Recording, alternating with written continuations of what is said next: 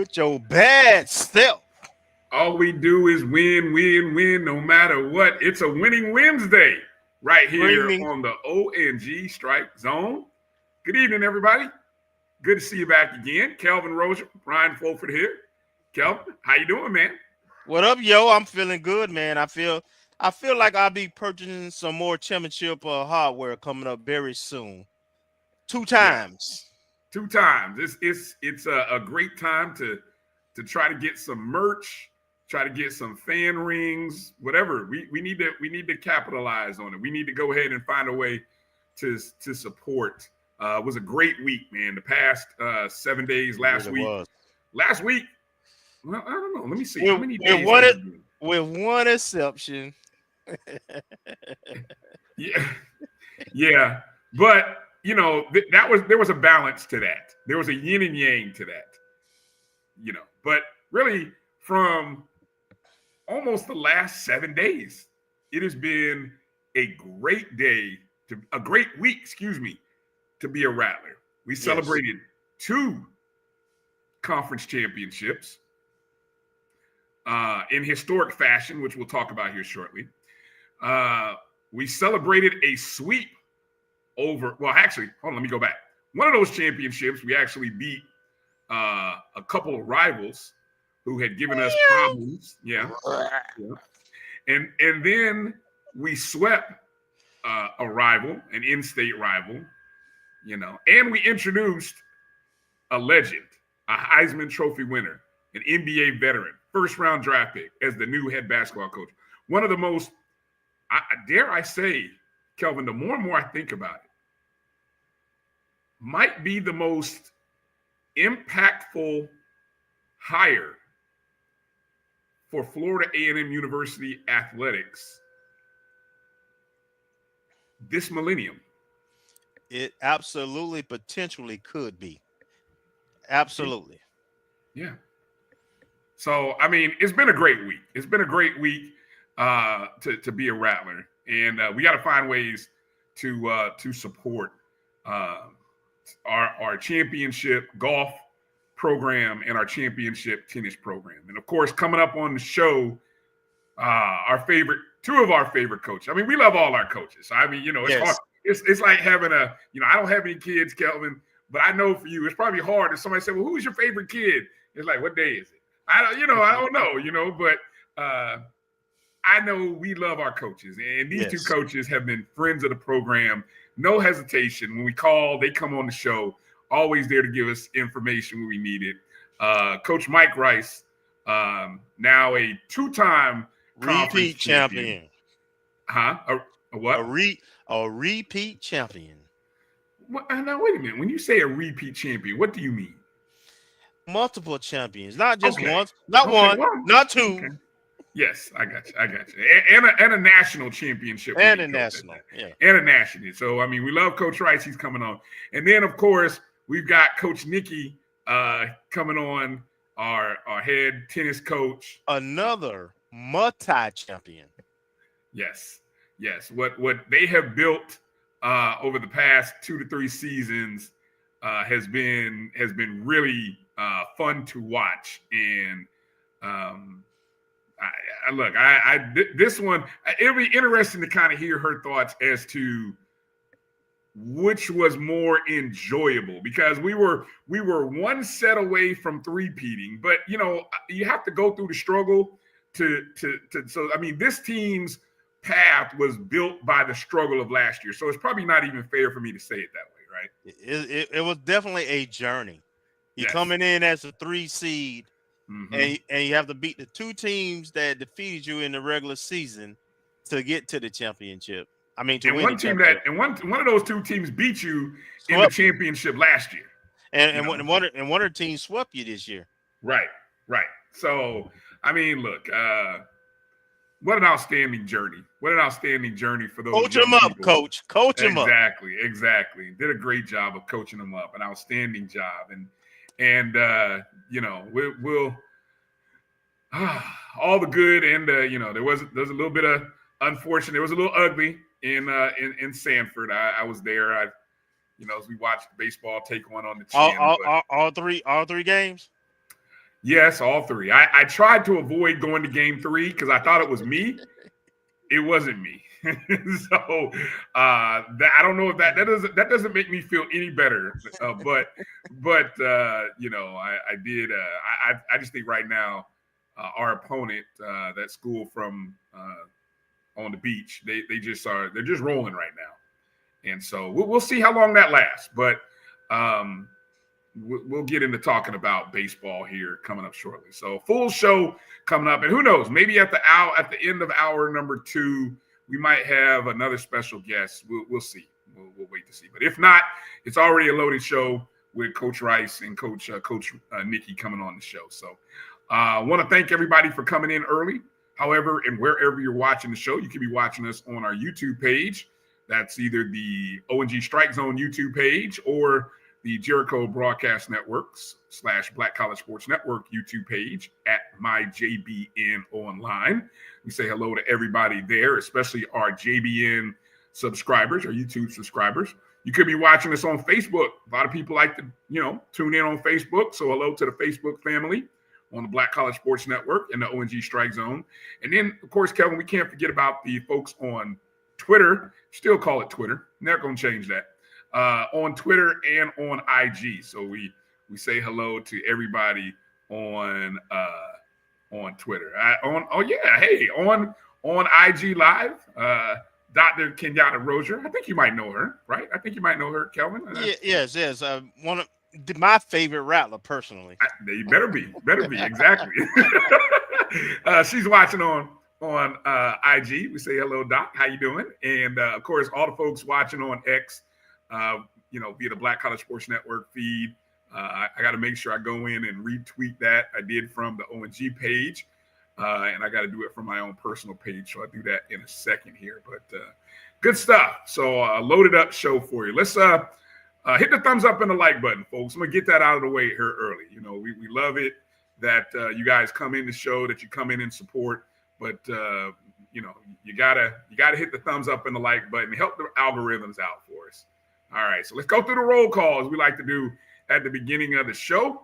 And we say hello to all of our friends and, of course, the FAMU joining us, and none other than our guy, Jimmy Mack, coming in. Jimmy, first in, JBN subscriber. Appreciate you, Jimmy.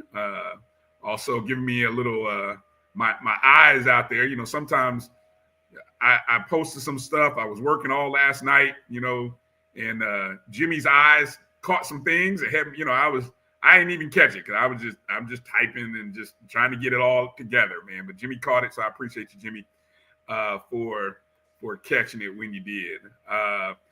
Yeah, what up, Kelvin? Hey, there's another Rozier in the house. Ken. What's up, Ken? Alice. Appreciate you guys. Marvin Allen checking in from Duval. Exactly. Checking in from Duval County. There he is. Ezekiel Love checking in. Woo. Yeah. 24 hours from now, Kelvin, there'll be a draft. Yeah. I ain't got the bug yet. I don't know what direction we going. What draft pick are the Falcons, by the way? That's a good question, man. I told you I ain't even got into it yet. See, it's I say that because when you are outside, when you're in the middle of which my Colts are in the middle rounds, it's kind of like, yeah, whatever. There's no excitement. Nobody's really talking about us in the middle rounds. We know what we need. Maybe later I'll tell you who I would sneakily love for us to grab. I think I know. It might surprise some people, but anyway. Okay. Meredith, another JB. What's up, Meredith? Hello, how you doing, Meredith? Good to see you. Ashton Harris checking in. Cola. Checking in. Bull. Good to see you, Bull. Checking in as well. Gail, another JBN subscriber. Appreciate you, Gail. Mary 305, another JBN subscriber. Hey, Auntie. Good to see you. JT in the building. Good to see you, JT. What's up, JT? Yes, sir. Doc is in the building. Dr. Lori. What's up, Dr. Lori? Checking in, moderating the chat rooms. Appreciate you always, Doc, for checking in, doing what you do. B. Starks in the house. What's up, B. Starks? Checking in. Good to see you. Another JBN subscriber on our YouTube page. Corinthia Morgan checking in. Good What's to up, see you. Corinthia? Yes, it is. Another great day. It's always a great day to be a Rattler. Kev from Tally checking in. Good to see you, What's up, Kev? Kev? Checking in. Tony. Good to see you. I'm so jealous. Tony hit a big one Final Four weekend. Didn't even share with me. Boy. Man. That's all right. Send me a screenshot. You got that donation. Hey, you got that donation button sitting up there. Exactly. There you go, Tony. Help a brother out. Help a brother out. There you go. Appreciate you. Love you, dog. Little baby. Good to see you, What's up, little baby? Checking in. Let's see. Well, JT, he's on assignment. There it is. Let's just say it like that. He's on assignment right now. What had happened was exactly. Hey, I agree with you right now. 201 is loading. Yes. I agree 100%. I got you. Hey, it might happen. I'm holding out hope. I made a prediction on another show, Kelvin. 2025 is going to happen. As a bold prediction for this year. It's going to happen this year. It's going to happen. Dimitri, good to see you, What's Dimitri. up? Checking in. EA, good to see you, EA.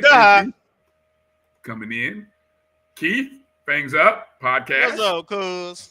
Make sure to check out Keith. Had a fun, let me see. When was I on? Days are blurry now. I think it was Monday. But Fangs Up podcast, you can always catch on Thursdays, usually Thursday evening and Sunday. I don't know if Keith's going to do a draft-related show. Interesting. We'll see. He'll be on the same time as the draft tomorrow night. So, good stuff. Sam Gilbert checking in. Good to see you, Sam. Oh, Benny. JBN subscriber as well. Can't wait for that gear. Hey, yeah, we got to talk about that offline. I'm glad you mentioned that. We got to talk about that. Tamara T, good to see you, Tamara. What's up, Tamara T? I think we can make some money off that thing. At least, do some positive things with it as well. Thank you for being a JBN subscriber, Tamara. And, oh, man, Dan Talk checking in, What's going on, Dan Talk? Yeah, I'm surprised. I'm surprised he didn't come in and hit us with a Hail Wildcats. I guess it evened out. Hey, just wait till you go down. Yeah. Is it okay? Get swept and do some sweeping. So it's kind of even weekend. My favorite hoops alumni / reporter / insider live for hoops or die lonely. What's up, Olivia? That's what I like to say. Yeah, so good to see you, Liv. Hope everything's well with you. Maybe, live more live bombs, live alerts. I don't know. What is it? You like live bombs or live alerts? What do we like? Live alerts. Live alerts. Wait a minute. Hello, Hollow. Hello, Hollow. Checking in. That's the wrong, I'll say this, the wrong former Jackson State player. That's all I'm gonna say. That's all I'm gonna say right there. The wrong one. That's all I'm gonna say. And I'm not gonna lie. He gonna be there. Yep. So maybe. Well, we'll see. Hey, Area, how you doing? What's up, Area? Had a good weekend, it looked like, over in Tampa with the rest of the Alpha Kappa Alphas over there at their regional convention. Turned Tampa out, pink and green style. Love all the pictures and everything that I saw coming out of Tampa. Love it. Let me see. Okay. My guy Drew checking in. Good to see you. What's up, AD? Good to see you, Drew. Good to see you. Yes, I told you, you'll always be Olivia to us. It's too beautiful a name not to say. Come on. Absolutely. Exactly. Let's see. Chuck Hunt checking in. It's Nashville, a show. Tennessee. We can get started now. Chuck is in the building. We can get started. Chuck Hunt, good to see you, brother. Always checking in from Monroe, Louisiana. Liv already starting some mess in the chat. Shots fired. Shots fired. Watch out now. Watch out. So hey, look, I said it. I'm not one to. Yes, I am. Bump that. Yeah. Yes, you are. Yeah, I might, like I told on the show, I Mr. Told You So. And all I'm gonna say is, again, as I really have thought about this, Kelvin, this is the most impactful. Well, okay, I know it's a could be impactful, but I think in terms of what it says, what it can do, it's the most impactful from that perspective in terms of the opportunity and the doors that it will open. And I just, Charlie Ward introduced as the 16th head men's basketball coach on Wednesday. The new era begins. NBA vet, Heisman Trophy winner, of course. I'll let you go first. Get your instant reactions, Kelvin, and then anything that you don't mention, I'll put my two in. What do you got? First of all, it says a lot about our AD and the process that she goes through in hiring coaches. It shows some visionary thought, because it wasn't waiting on somebody to apply for a job. It was, hey, this person is available. He even admitted later on, once he accepted the job in some of the interviews, that he hadn't even really thought about it. He was at a camp. He hadn't really thought about this, being the head coach at FAMU.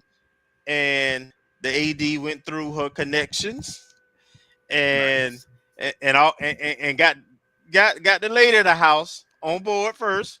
The boss.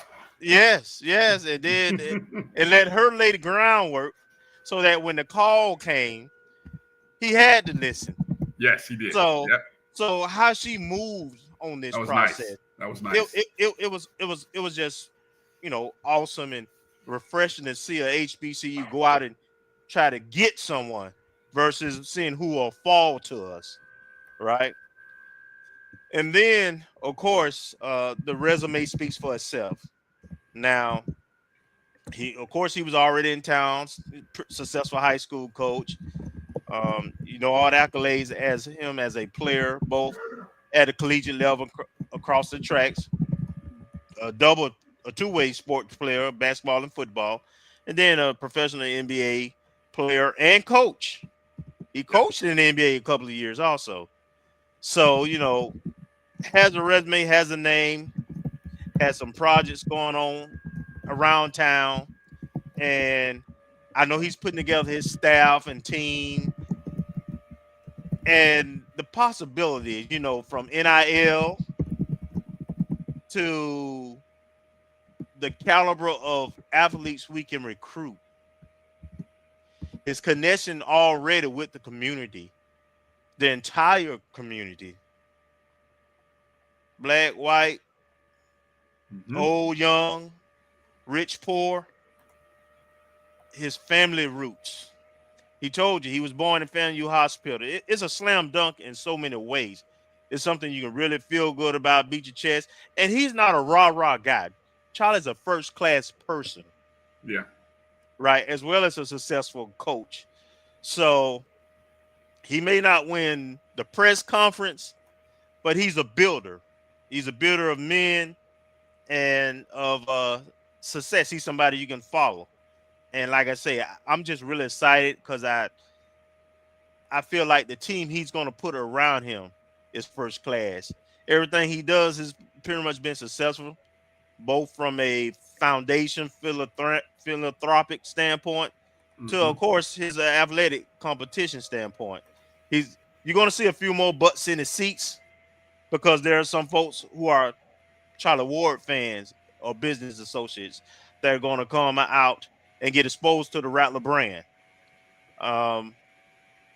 There's a higher caliber athlete you potentially can reach because he has some name familiarity, as well as because he's been a high school coach in the state, a successful championship high school coach.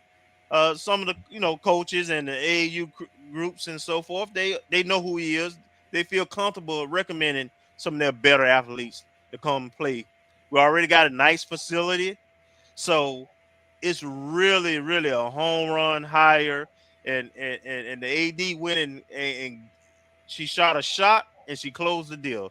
So I mean, I'm just excited, man. Great points. I mean, you hit on pretty much 90% of everything that struck me. I couldn't help but really soak up the story of how it came to be. And I'm sitting here saying that I told you so, and I want to be crystal clear. I had not spoken to AD Suggs, not her husband, not you, nobody, when I made the statement I did a week ago. It was simply knowing what she wanted, knowing her. And there were some things that I didn't even know. Like, I didn't know that Charlie's wife and her were soror. Didn't know that. Did not, no clue. But, just that kind of stuff. You just talk about the synergy, the synergy that's there, and the other things that I pointed out, him talking about his Champions Ranch,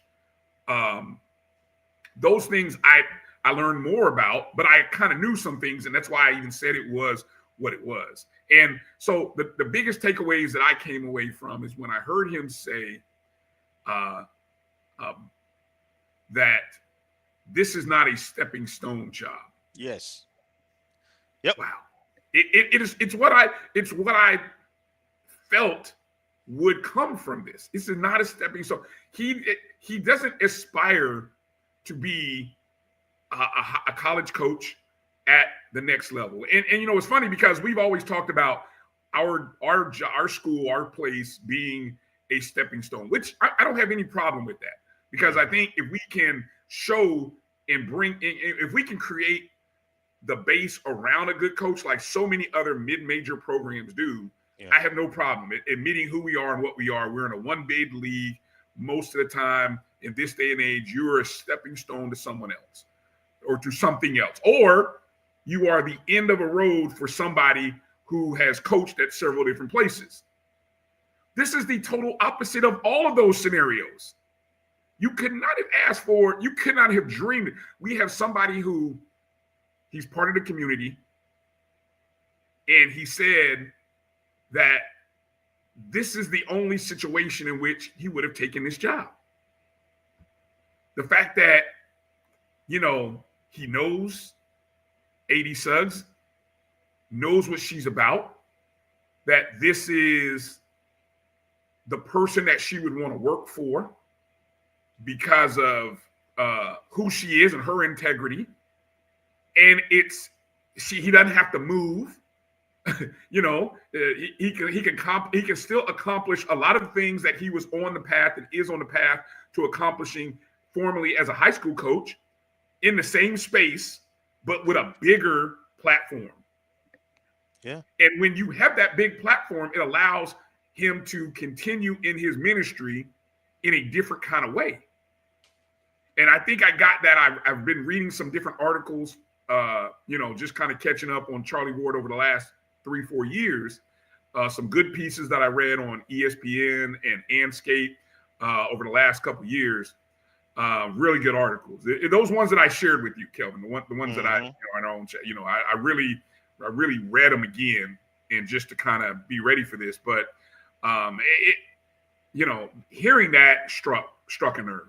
That, okay, this is somebody who's gonna and you've given him 5 years with a 5-year term, which we all know stability.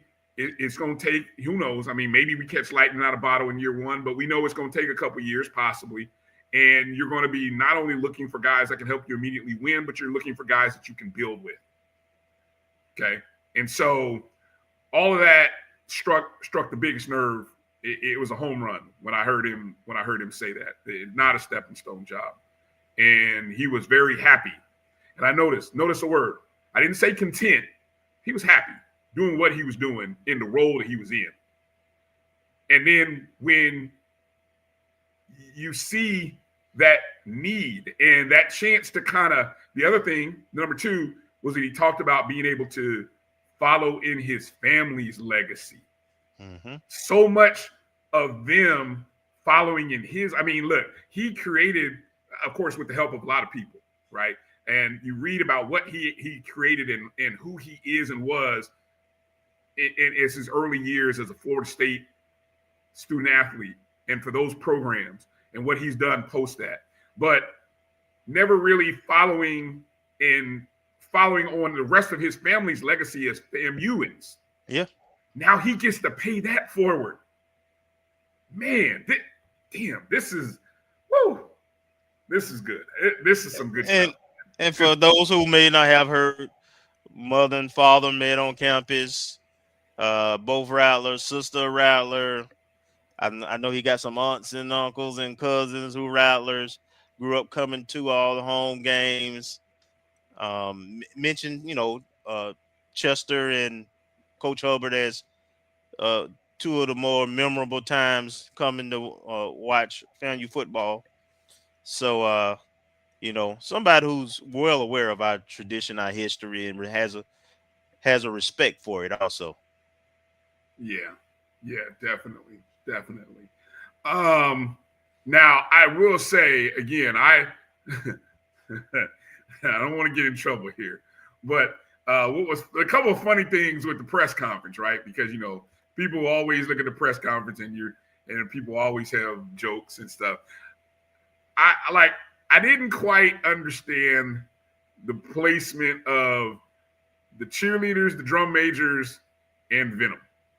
I'm like, maybe I missed something. I love that they were all up there. Look, they're all part of FAMU. I get it, right? I get it, but I chuckled a little bit because I'm like, did the band play? Was the band there? I missed. Was the band there? I missed it. Did the cheerleaders cheer? So I don't know. It just I love that it all played out the way it did. But just that was just little things that kind of chuckled that I got a little chuckle out of. And yeah, so it was good to see some of the photos.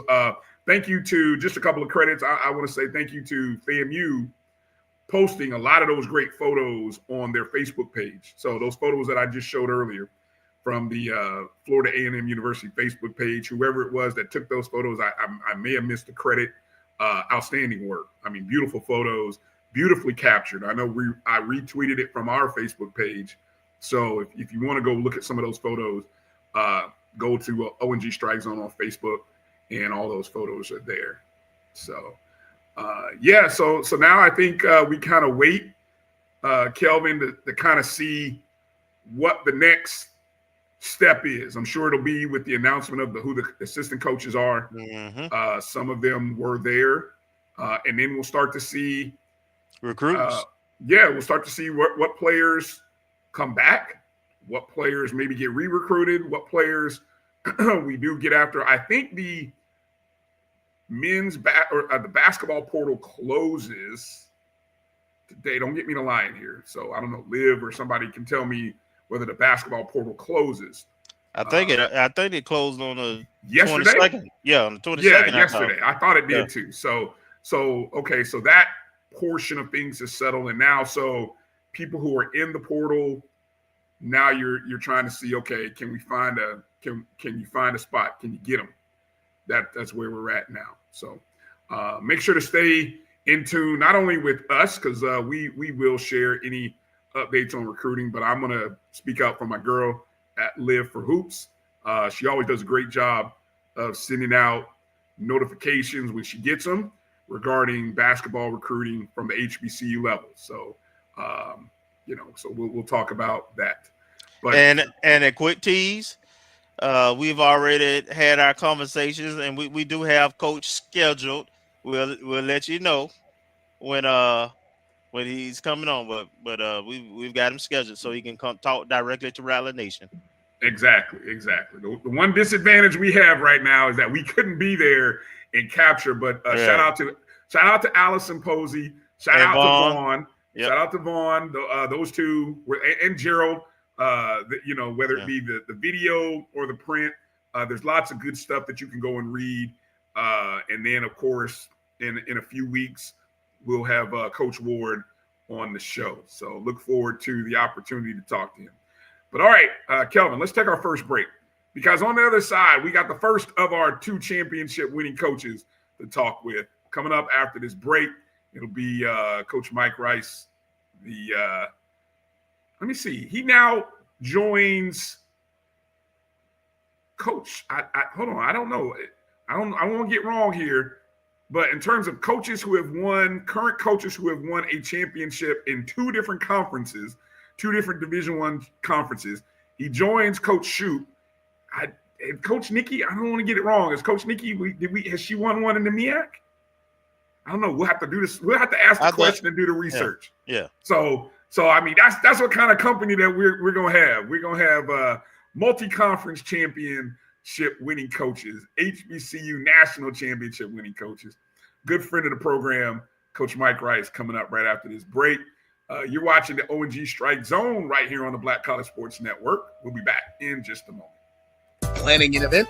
From weddings to corporate functions, CMJ Events LLC brings over 15 years of experience to make your vision a reality. Based in Metro Atlanta and serving statewide, even internationally, we provide versatile event planning and authentic catering cuisines tailored to your needs. Whether it's pre-game meals for student athletes, fundraisers, weddings, corporate functions, CMJ Events LLC is your one-stop solution for exceptional service and unforgettable food. Our diverse culinary heritage means we cater to all cultural tastes, dietary needs, and food restrictions, making every meal uniquely yours. Let's make your next event unforgettable. Visit us on all social media at CMJ Events LLC or email us at cmjeventsllc@gmail.com. Also give us a call at 404-664-3882 so that we can start planning now. This is the Dean of the College of HBCU Sports, Kenyatta Cavill of Dr. Cavill's Inside the HBCU Sports Lab with Mike Washington and Charles Bishop. Come mix it up in the lab where the course lecture is in session every Tuesday from 6 o'clock p.m. Central Standard Time on Facebook Live, YouTube Spreaker, or the BCSN app, as we discuss all things about the HBCU sports culture, including exploring the week that was in the sporting HBCU diaspora, as well as the upcoming week of HBCU sports. With me, the Dean, the College of HBCU Sports, on Dr. Cavill's Inside the HBCU Sports Lab with Mike Washington and Charles Bishop. Course lecture dismissed. You're looking for the latest information on Southern University sports, the Southwestern Athletic Conference, and HBCU athletics. There's only one place to go. Tune in to the Carlos Brown Show, exclusively on the Black College Sports Network. Thank you guys for what you do for HBCU athletics. This is a fantastic avenue for all of us. This is our ESPN, so we love what you guys do. Bryan, AD, Roy, all you guys at BCSN. We really appreciate what it is that you guys do for us.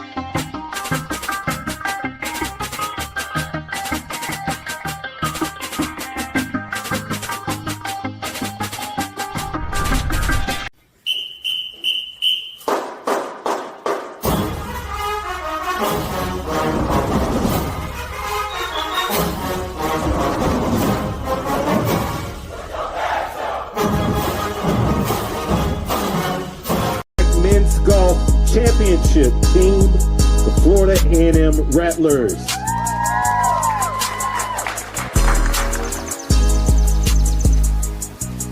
Come on.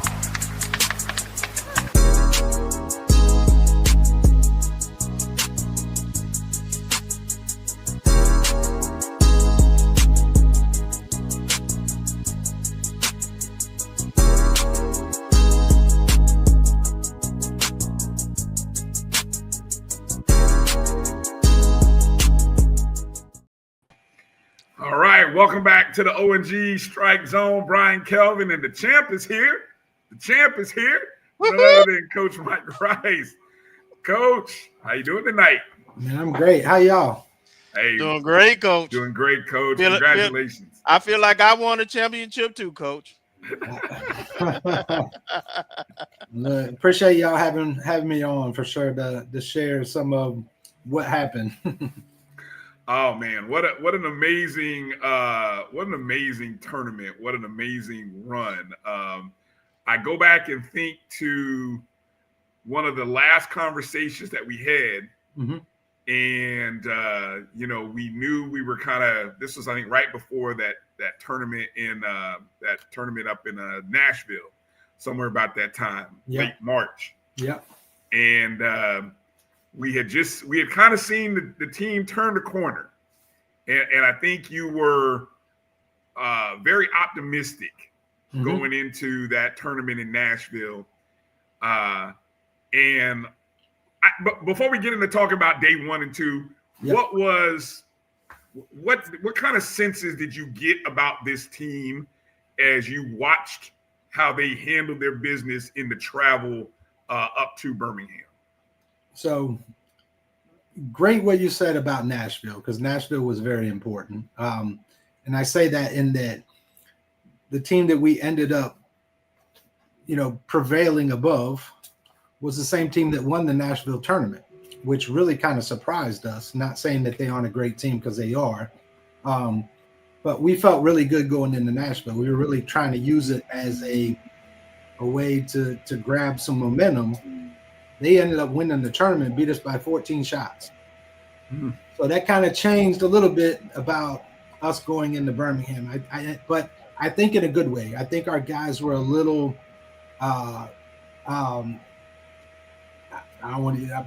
too I'm gonna use the word cocky, but that's what it was. We were a little bit too much positivity going in. But I think because of what happened in Nashville, it kind of made them back up a little bit, and made us go, hey, you know what? We can't take these guys for granted. And then that was what our as coaches was talking about. Look, you can never take your opponent for granted, no matter who it is. Especially being 2-time champions. I mean, we're going in, and they won SWAC 2 years in a row.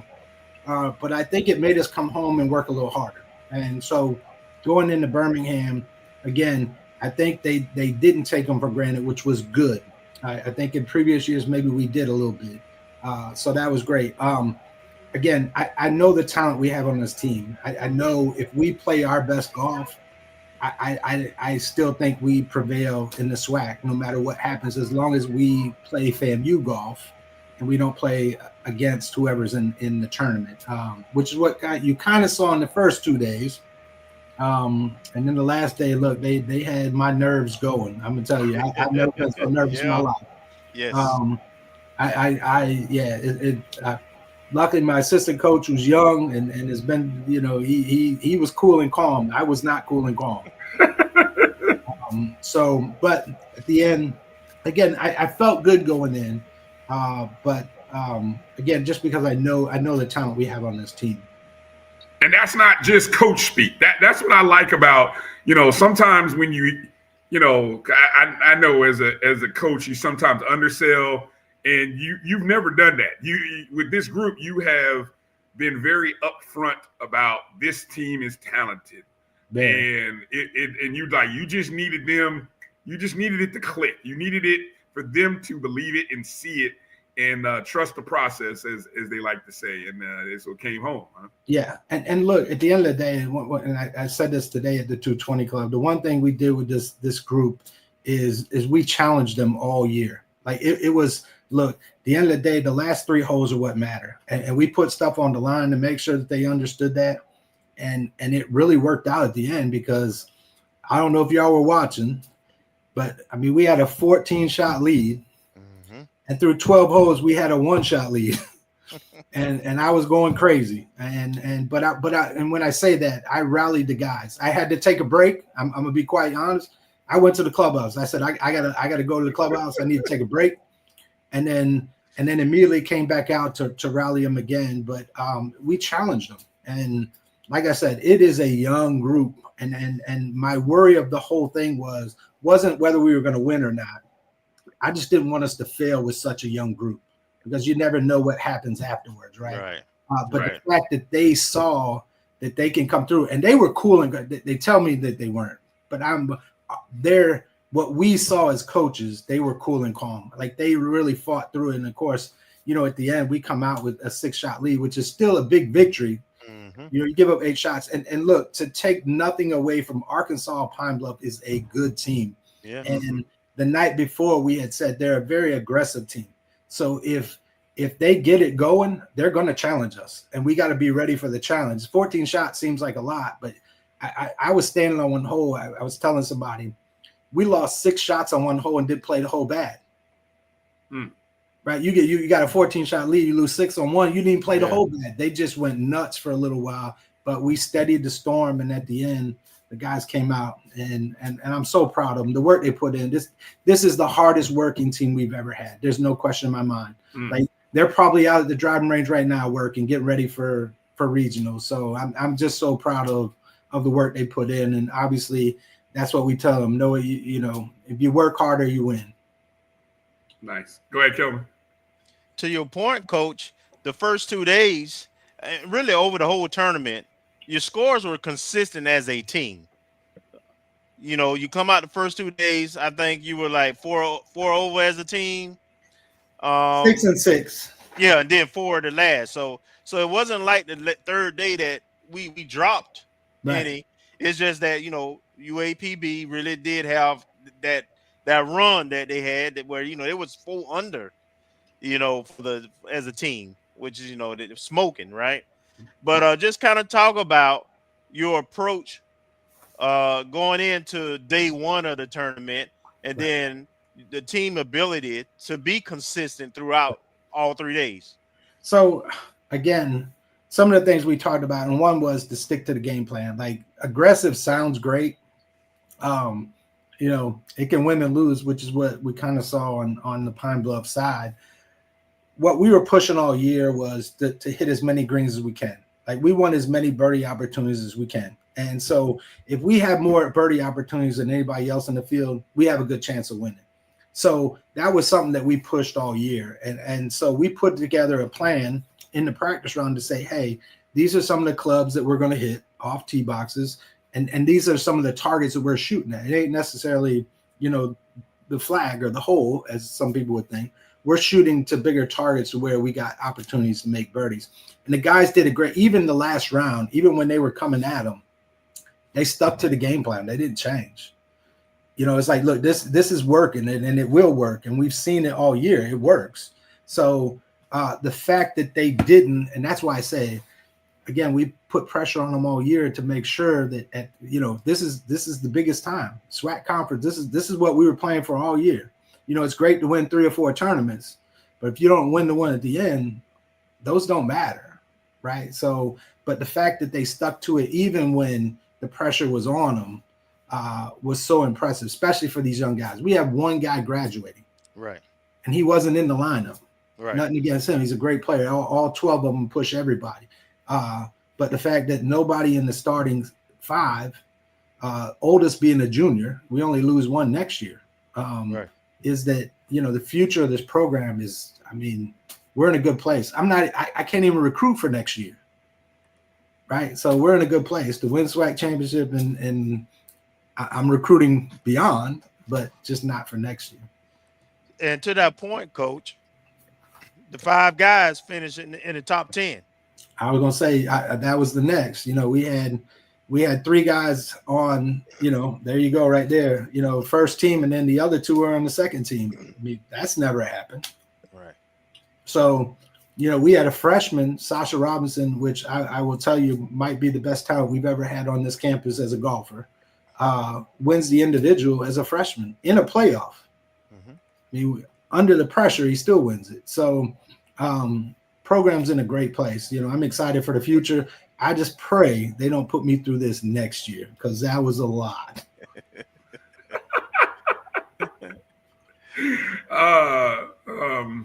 There you go. You see Sasha again, low medalist, as well as the freshman low medalist, and went down to a playoff there on at the end. Wow. In the moment, Coach, I mean, that 14 stroke lead, and then to watch that, I mean, again, the only under par performance all day and they fired it off at us. I mean, it's like you had that lead, and we need every stroke of that lead going in. I mean, that's an epic story to tell, and the resilience of those guys. Was there any? You mentioned about what you had to sort of rally them, but I mean, was there one shot or one moment during that run when somebody made a big play or somebody made a big shot that you kind of said, okay, we're gonna be okay, we're gonna overcome this? You know what? And of course I went to all 5 of them while they're on the course, and I'm telling them the same thing. Like, look, guys, we need you. We got to step up. They're coming, and they're coming hard. Like, we got to do something. But we had a young freshman, Emilio Garcia, who on a par 3, I told him, I said, look, I need you right now. I need you to step up. And then he hit it in the worst spot you could hit it in. And I drove away. Come to find out, he got it up and down, which was an unbelievable up and down, because I went to go to the other guys to make sure that they understood, like, we gotta go. Like there's no more. We got to play golf, and we got to dig deep, and we got to figure a way. And then turn around the very next hole and did the same thing, got it up and down again from a spot where he shouldn't have been. And then from there, he ends up shooting 3 under par on the back 9, which really was what changed the where we were going, honestly. But it was all of them. Like, they all stepped up. When I went to them and said, hey, it's time. Like, these guys are coming. We got to dig deep, and we got to be big here if we're going to win this event. And all of them did the same thing. All of them stepped up. So Emilio was big, but it really was everybody. What I'm curious, for what is the format like in terms, when we watch our traditional professional PGA stuff, we see usually pairs, or maybe you'll see threesomes in the first couple of days. And with this being a team event, are guys being paired with their teammates, or are you paired with guys from UAPB? What give us take people behind the scenes, because many people have probably never seen it, and so we kind of get the story through other people's eyes. So you are paired. You're not with your teammates. That'd be great. That'd make it a lot easier. But you're paired based on the results. Like, when we start out, it's in threesomes, but it's based on the pairings are first done by rankings. So we were the number 1 ranked. UAPB was number 2. Who was number 3 was Prairie View, I believe. All right. So we're playing with, so the way it works the first time, and I'm kind of superstitious. So a lot of teams go with their best player going 1 spot, 2, 3, 4, 5. I like to go with what works. So I'll switch it up. Sometimes I put our best player as the 5. Sometimes I put him as a 3. But wherever I put him, if it works, we don't change it. We play it until it don't work. Well, we didn't play well in Tennessee, so it completely changed. So I literally had our first player going out first, and I had our second player going out last, because I wanted our first player to go out and make a statement, right? Put it out there. And then I wanted our last guy to bring it in, which would have been our second player. After that, they repair it based on scores. So I don't have any control over it after that. So whoever's the low plays with the low from whoever the other 2 schools are. So at the end, whoever's the lowest score is playing last in the 5-some. So he's the very last person to go off. So it goes 5, 4, 3, 2, 1. So we had our number 1 player playing last, who ended up not winning, because actually our number 2 guy, who I had actually in the last group the first day, ended up winning the tournament. But I'm kind of superstitious, so I try to find lineups that I think work, and then after that they got to figure it out. I have no control over it after that. Gotcha. Let me ask another question here, and Kelvin, jump in here. But I'm going to ask you. You broke a little news, or maybe Vaughn broke a little neuse at the 220 Club. I was going to give it to you at the end anyway, but go ahead. Well, that's all right. So obviously from here, having won, we advance to the NCAA regionals, which are the weekend, I believe, May 13th. Actually, the week May 13th to the 15th, Tuesday to Thursday. But explain how it restricts us from playing and defending in the PGA Works Collegiate Championship, which is May 1st through the 3rd. Right. Dates don't conflict. I don't know. Explain it. Break it down for us, Coach.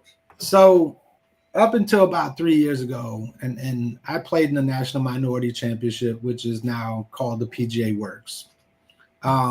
We have always, as HBCUs, considered our national championship because that's what it is. Everybody plays in it. Up until 3 years ago, now the NCAA sees it as a national championship as well. So because of that, you can only play in one. So you either pick NCAAs or you pick the PGA Works. We're picking NCAA, which is the bigger of the two. And I don't mean to take anything from PGA Works. It's one of the best tournaments you could ever play. It's an amazing event. PGA of America puts it on. It is first class. But winning SWAC, we're going to accept that invitation to the NCAA. So it sucks that we can't repeat, but playing the NCAAs to us is an even bigger challenge. So it's unfortunate. So we get to put the MEAC championship, the SWAC championship, and the HBCU national championship on our resume. So I think we're in a good place. I agree. 100. So what is the format for the NCAA regionals? How is it very similar to what you guys just went through? Yes, it is absolutely. So we'll find out on the 30th where we're going. I'm pretty sure I know where we'll be, but I don't want to predict that. Okay. But it's the same thing. It'll be, 18, 18, 18. There is a local team that's hosting. So I would think that's probably where we're going, but we could go somewhere else. It's all up to the NCAA. It has nothing to do with, and obviously we'll have the showcase to see where it is. Okay. And this is the entire team. So all five guys go, and we go compete as a team. And of course, individuals, their scores are ranked in there as well. Yes, sir. And we'll actually have 6, as you always can bring a sub just in case. Gotcha. Yeah. All right. Go ahead, Kelvin. What do you got for Coach here? You going down a few places, Bryan, that got my mind the churning there, because I've never asked these questions. Oh, Coach. Lord. So with the NCAA, because it's a championship state, and my assumption is that if you have to travel, they pay for the travel and all that kind of stuff.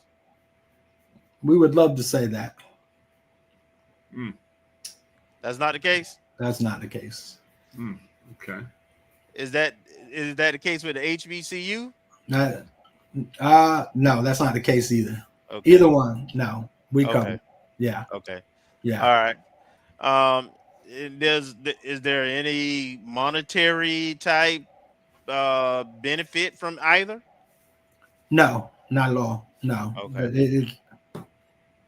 No. Okay. It's just championship. So okay.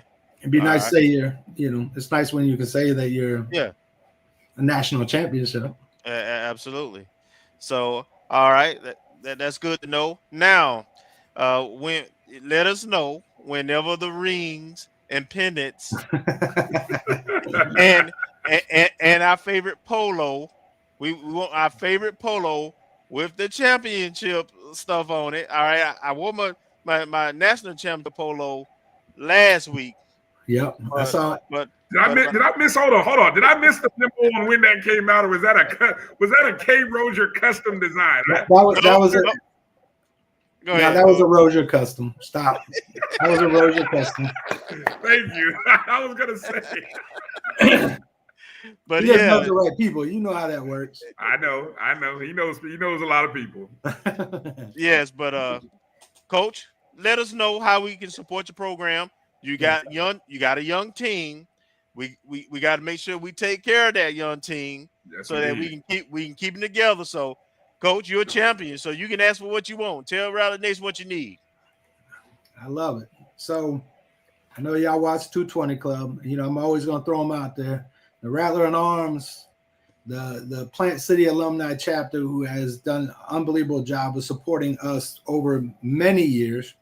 But as I was saying at 220 Club today, one of the things that we're working on and something that we need for this team, I mean, it's a must. I mean, we have plenty of things out there that obviously are important, but we have a driving range on campus. And right now they're, especially when they come back and it's hot, there is no shade. So we're working on trying to get some kind of pavilion or something, not some kind of, we're working on getting a pavilion, something to shade them to where we keep that heat off them. And then obviously, under conditions of rain or whatever, where we can still practice. So we're trying to give them the best position to be great. I mean, that's my job. Number one is to give them everything they can to be great and to continue to develop. So one of the things that Rattler Arms, and I call them, Rick Kinsey, Maurice Pickett, and Keith Stubbs, who have been just great assets to our program.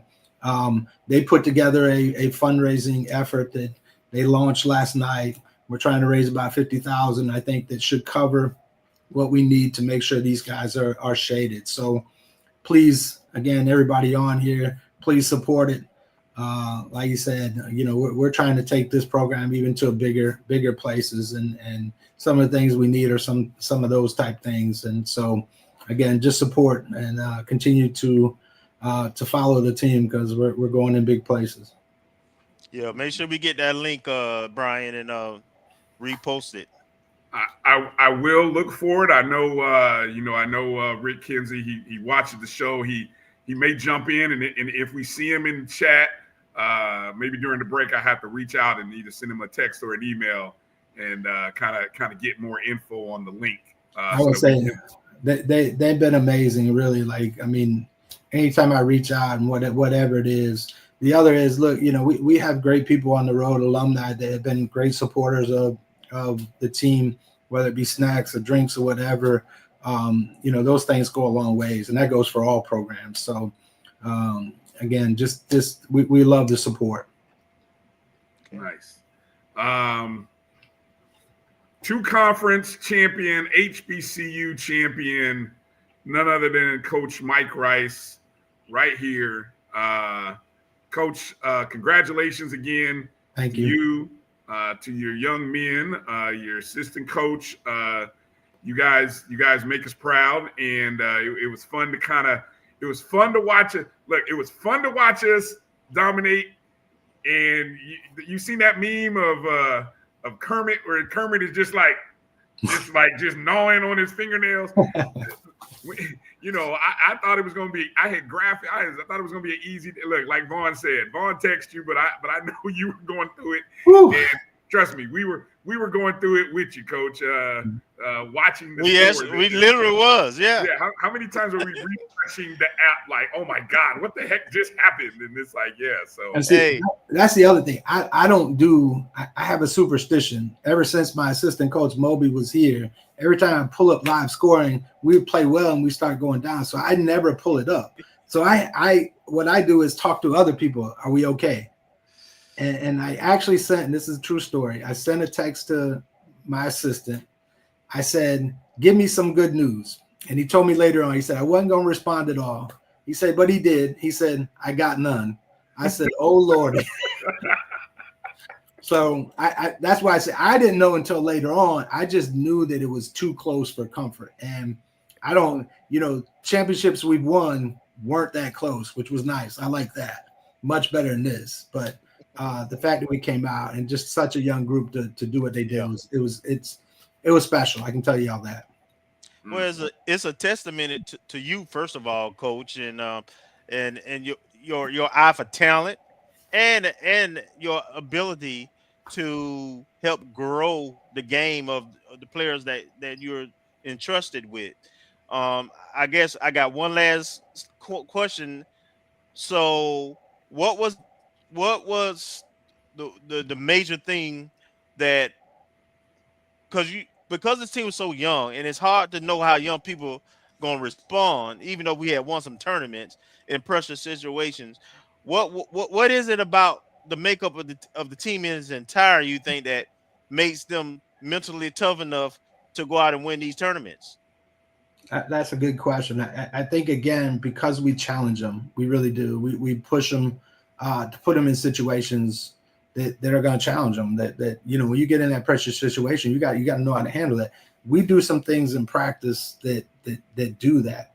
The other thing, and one of the things that I impress on all our guys, even young, and we have meetings sometimes where we have to bring that stuff together, is I think in order to win, this is my opinion only, I've heard other coaches say different things, I require that we're close. I require that we do a lot of things we do a lot of team bonding, because I just don't think, and in our sport, and it's funny, Nikki will be on later, we were talking about this earlier, is that, we're an individual sport, right? So we're trying to make individual athletes into teams, right? And so it's not easy, because especially at the high school level, because a lot of these kids, they're first of all, they're playing junior tournaments. That's their focus. It's not playing high school golf.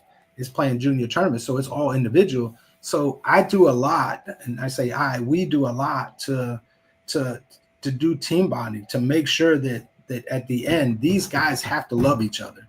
They have to play for one another. They cannot play for one. If they're playing for individuals, we're in trouble. We're never going to come out front. And so we stress that to go along with trying to make sure that we're pushing them and we're putting them in situations that's going to make it harder for them. And look, we have a great team around us. Right? Our strength coach is amazing.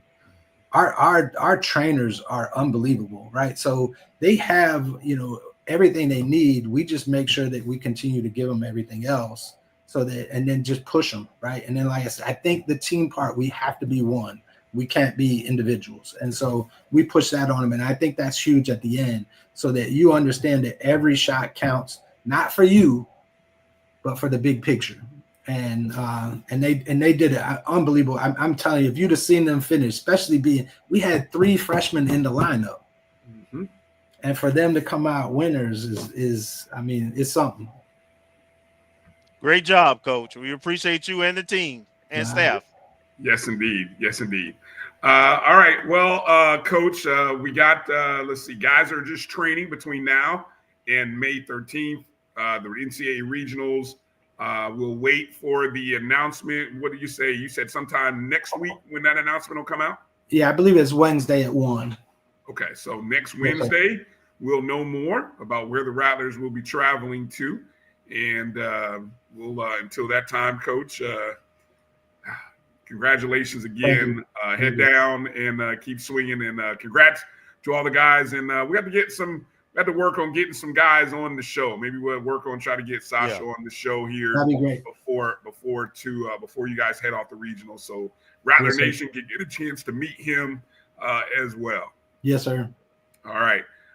Be well, Coach. Congratulations again. Thanks for coming on. We always appreciate you. And once we get the link from Rick Kinsey, we'll make sure to pub the hell out of it. All right. Awesome. Thank you so much, guys. All right. Coach. All right. Our championship winning coach. That was championship 199. Coming up after the break, we talked to the coach that brought home number 200. That's right. That's 200. Second in the last 3 years. Coach Nikki coming up, and we're going to talk tennis. If you think that last day was exciting, I bet you Coach Nikki got some stories to tell. She might have been chewing on some fingernails in these matches over the 3 days in New Orleans, because it was not for the weak. It was not an easy one.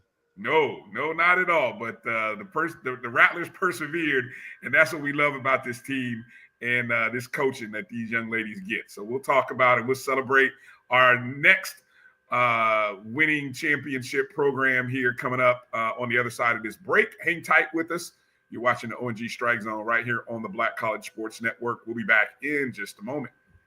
Since 2002, Empowerment Resources, Inc., a nonprofit organization, has empowered more than 1,500 youth and adults in Duval and surrounding counties through its programs Journey into Womanhood, Girls Mentoring, Life Skills for Teens, and Parenting Education Coaching. To get involved with programs, volunteer, or donate, visit www.empowermentresourcesinc.org. Follow us on social media, facebook.com/empowerment.resources and instagram.com/empowermentJAX.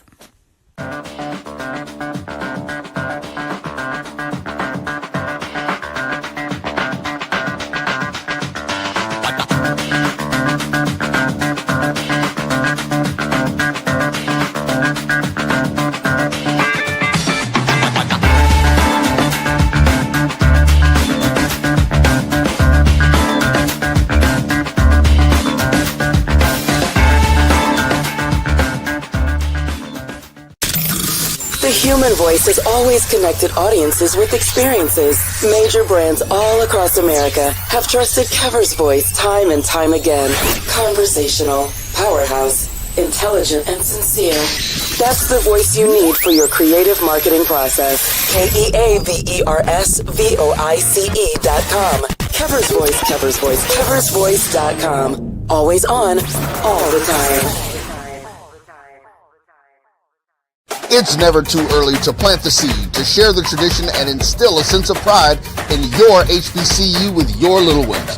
HBCU Pride and Joy Children's Boutique helps you share your school spirit with a wide selection of adorable kids apparel and accessories officially licensed from your favorite HBCU. Visit hbcupridejoy.com and follow us on all social media at HBCU Pride Joy on Facebook and Twitter.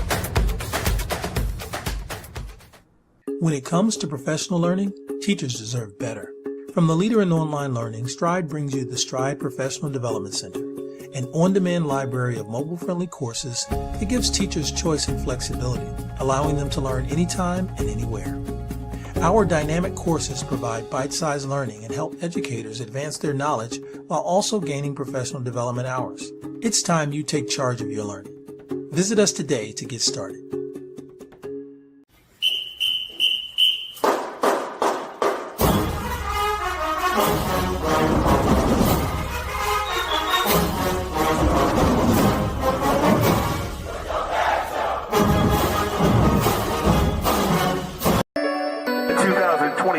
SWAC Women's Tennis Tournament champions, the Florida A&M Rattlers.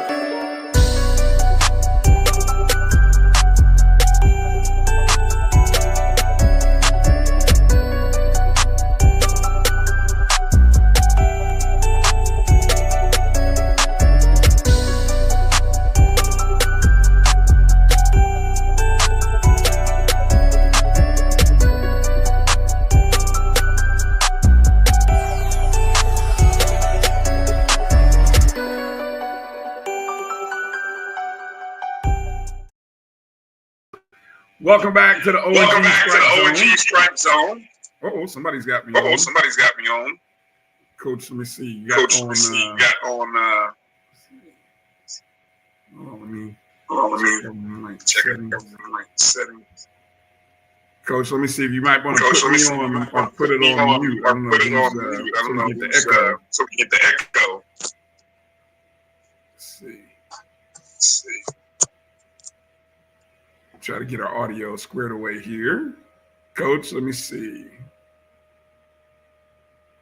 All right. Let me see. Try to come back in, Coach. Let me see. Test 1, 2. Test 1, 2. Got you, Coach? We got you, Coach. Yeah, I'm here. We still got an echo. Do you have a browser open or anything? No, I'm on my phone. Let's see.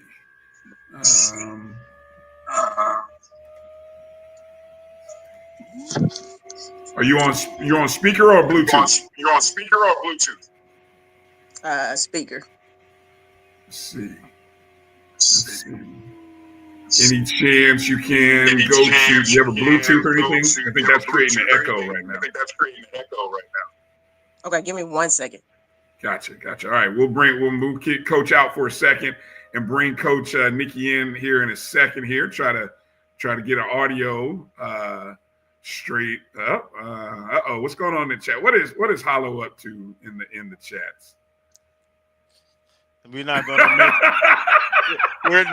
to show that. I'm not going to show that either. Man, come on, Hollow. That's horrible. We do no such a thing. No such a thing. I hope he's wrong though. The fact that Hollow has been keeping up with that, damn it, man. No, he ain't keeping up with it. He's just shooting from the hip. That's not true. Yeah, hopefully not. But yeah, all right, let's try. Let's see if we got Coach in there. Hello, Coach. Coach. Can you hear me? Oh, that's beautiful. Yeah, we got you. We hear you. No echo. Oh, you can. Yeah, we hear you. We hear you loud and clear. All right. Well, hey, congratulations. Welcome back to the show. Coach, how you feeling? Thank you for having me. I'm feeling good. Feeling really good. Hey, I was saying that if we thought the day that Coach Rice had on day 3 was nerve-wracking, I'm telling you, you guys went through some adventures. Nothing was easy, but I think at the end of the day, that sometimes might be the more rewarding aspect when you look back on this tournament run, having to defeat Southern, was it 4-2? Having to go up against the Alabama State Hornets, a rematch of last year's championship, in which they beat us 4-3. We turned around and we win that 4-3. And then you play Jackson State, who had beaten us 4-3 earlier in the year, and beat them 4-2. Talk about the roller coaster of emotions in that journey, Coach. Woo, I mean, just saying the scores was enough for me right now. I mean, it was definitely a tough one. We started off with Southern. They jumped on us quick. We had a lot of players down in the first set. They had to come back and win in the second and the third sets, and pull it out. And then we played against Alabama State, and in the beginning of the year, they beat us 4-0, and so the girls was definitely hungry to get back there. And even that just from last year, that was heartbreaker in the finals, playing against them as well. But playing against them, we had 5 matches that went 3 sets. So I mean, it was definitely a battle between Alabama State again, and we was victorious. Winning that last match of 3, and then just going into Jackson State, it was the same thing. Nail biter. The young ladies fought for each point, each game, each set, and they came out with a victory against Jackson State, who the actually beginning of the season we had a 5-hour match against Jackson State. So at the opportunity to win, but they came back and did what needed to be done during the site championship. Right. Go ahead, Kelvin. Coach, so this is another one of your championship. This is number 2 in the SWAC. And how many you had in the MEAC? I only had 1 in the MEAC. Okay, so 3-time champ. Coach, is this one any different? Does it feel different than the previous ones? I'm just feeling grateful. This team right here came together. We only had 6 players this season, and we had challenges from people being sick on one weekend or somebody being hurt. So we didn't have the subs to come in and relieve them during the time. They just kept battling through it. We had some great athletic trainers to try to keep their bodies intact. Strength conditioning coach that helped us throughout the week. Sports colleges helped us out through all those challenges. But what really kind of came together is these young ladies had each other back. They definitely fought for one another throughout the matches. You see that they was cheering each other on. They was giving each other high fives. And I know saw earlier, what Coach Russ was saying, us being an individual sport, make a team. They definitely showed team this year and in this SWAC tournament, because they fought for everything and they was cheering for each other. Even if they were down, they was cheering for one another. And that's something that you want from your players to do, to fight to the last ball, whether you win or lose. And these young ladies did that. Coach, also, so I know previously you've talked about you may tinker with the lineup, who's with who, who's I think your one has been solid the whole year, and I don't think you did anything. But because you had lost to 2 of those teams that you faced, did you tinker or change anything going into the tournament in terms of your lineup? a few matches beforehand, I did change like doubles lineup. It on but I changed the parts, and that changed the difference in our doubles play. As far as the singles, I kind of kept the same lineup.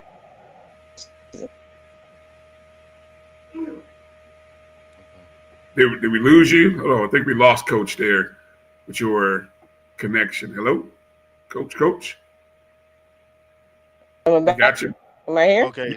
Yeah, we got you. You're coming. You're popping in and out with your signal. So that's all. That's why we lost a little bit of what you were saying there about the doubles. Yeah, I was just saying that with my doubles team, I kind of switched it a little bit later in the season, which I feel like it helped us, gave us a lot of more energy for the different doubles teams. So they changed partners, and I think doing that kind of gave us a little bit of an edge. But as far as singles, we kind of had the same lineup throughout the whole year. Right. Did Coach? I'm curious if just the fact that this team in your core, this was their third tournament finals, third year in a row.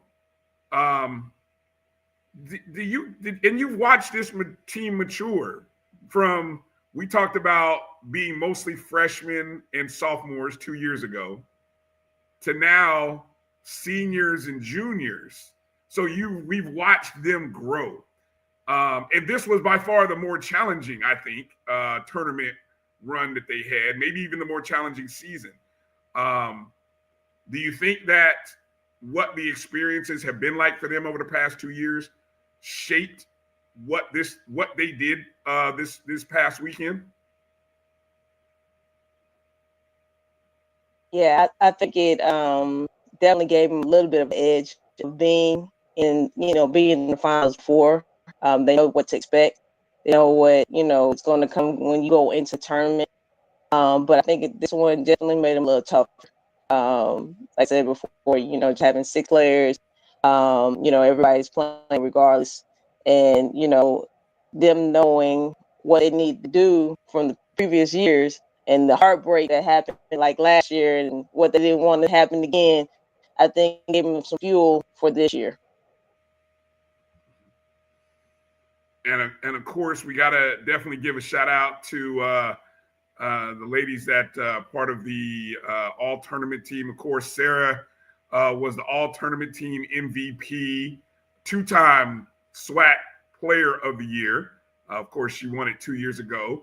And then you have Reagan Harris, all-tournament team this year. But let's not forget, 2 years ago, she was the all-tournament MVP, if I'm not mistaken, 2 years ago. And then you had Genesis Whitelock, also a part of the team. Talk a little bit about the steadiness of Sarah and Reagan, and not to discount Genesis, but Sarah and Genesis, who have been on that high level, and especially Sarah. I mean, she really performed well in the one spot this year. She did. She knew that she was probably going to be playing one this year. So over this summer, she really kind of worked hard and got her my focus on what the challenges that she was going to have. I think her overall record for this year was 11-2 throughout the whole season, and then like 6-0 in the SWAC. So I mean, she really came out and dominated. She has grown a lot this year, or throughout the year she's been here, because she's a graduating senior. And I think she really, really wanted to do well this year. So she put in work for that. And then, Reagan, and even with Genesis, I mean, she was like freshman of the year 2 years ago. So these young ladies had really kind of put in work for these 3 years that we're talking about, when they kind of came in together and had grown together and learned from each other and practice and get each other better each day. I think these young ladies really kind of push each other to make sure that, we come out victorious this year. I don't want to start a controversy among former players or anything that you had, but where do you and I know it's not, the season not over, but where is Sarah right now in terms of the players that you have coached at FAMU? Where does she? I hate to ask you and put you on the spot and say where does she rank, but for lack of a better phrase, where do you put Sarah at right now? Yeah, you trying to get in trouble. I ain't trying to get calls late at night. But certainly, just the way that she, kind of dominated this year, she's definitely up there with some of the better players that came to FAMU. All right. Kelvin, go ahead. Let me see if we can what you got there for Coach. Coach, so when do we find out where we going for regionals? Yeah, that will be for the 28th at Monday at 5 p.m. Try to set up a watch party for these young ladies to see where we're going. We don't yet. We got some thoughts about it, but we're just gonna wait and see, and wherever we go, we'll be prepared for it. Okay, and the other question I have is, you have what, 2 seniors on the squad, and 2 seniors, and you have a couple of core players returning, or 3. So where are you with recruiting? Yeah, so we've already signed 2 young ladies, one from DC and one from Augusta, Georgia. We are recruiting right now to sign the 2 more, so we can have the extra bodies, so we won't be going through have just 6 players. And I am talking to a few people, so hopefully by the summer we'll have that down of having a full team of 8. All right, last thing, Coach. You're a champion, so when champions, they can ask for money. So talk to Rally Nation. What you need? Again, we have been blessed with every stop that we went to. We had the boosters, the alumni to come out and support, and either give us snacks or give us the funds, and we appreciate it. So I want to definitely thank you guys for doing that. The girls definitely appreciate it, and potentially do that. The donation, not just us, but for everybody. Even though we did win and Safe Attendance program, I definitely want to say that we definitely need support for all athletics, and if you can go out and definitely give money to us, it will trickle down to everybody, because we're coming in as one, and if we fundraise for one, it's going to make everybody on campus better. Coach, I lied. I got one more question. Do we have any idea when the other court, the second court, is going to get redone? Actually, we're working on that now. We're working with the USTA Florida to try to get some grant money to try to fix the other 6 courts. Hopefully, we can get that done this summer if possible. Because we would love to host one of our SWAC roundups. And our 6 courts right now is being utilized. We just had a Florida State that came over with their intramurals. They had a big tournament to use it. So I think it's great to get those other 6 done and have our the Gibson tennis complex look the way it needs to look. All right, awesome. All right, again, Coach, 2 second title in the past 3 years, 3rd title, one of 3 coaches at Florida A&M to have won in both conferences, the MEAC and SWAC. So and you brought home the 200th conference title. So a little trivia question will be, which sport brought home FAMU's 200th conference championship? We'll be asking that as a trivia question in about 5 years when we hit probably like 250 or something like that. We'll be saying who, what sport and what coach led us to our 200th. But again, hey, congratulations again, Coach. What a journey that it's been for you personally and for this team this year. So this will be a fun story to tell, or write a book, Coach. Everyone's writing books these days. I'm sure you got a book in you somewhere. Well, it definitely was a struggle this year. Having a baby earlier, this early part of this year, it definitely was a great year. So I am definitely happy and overjoyed. All right.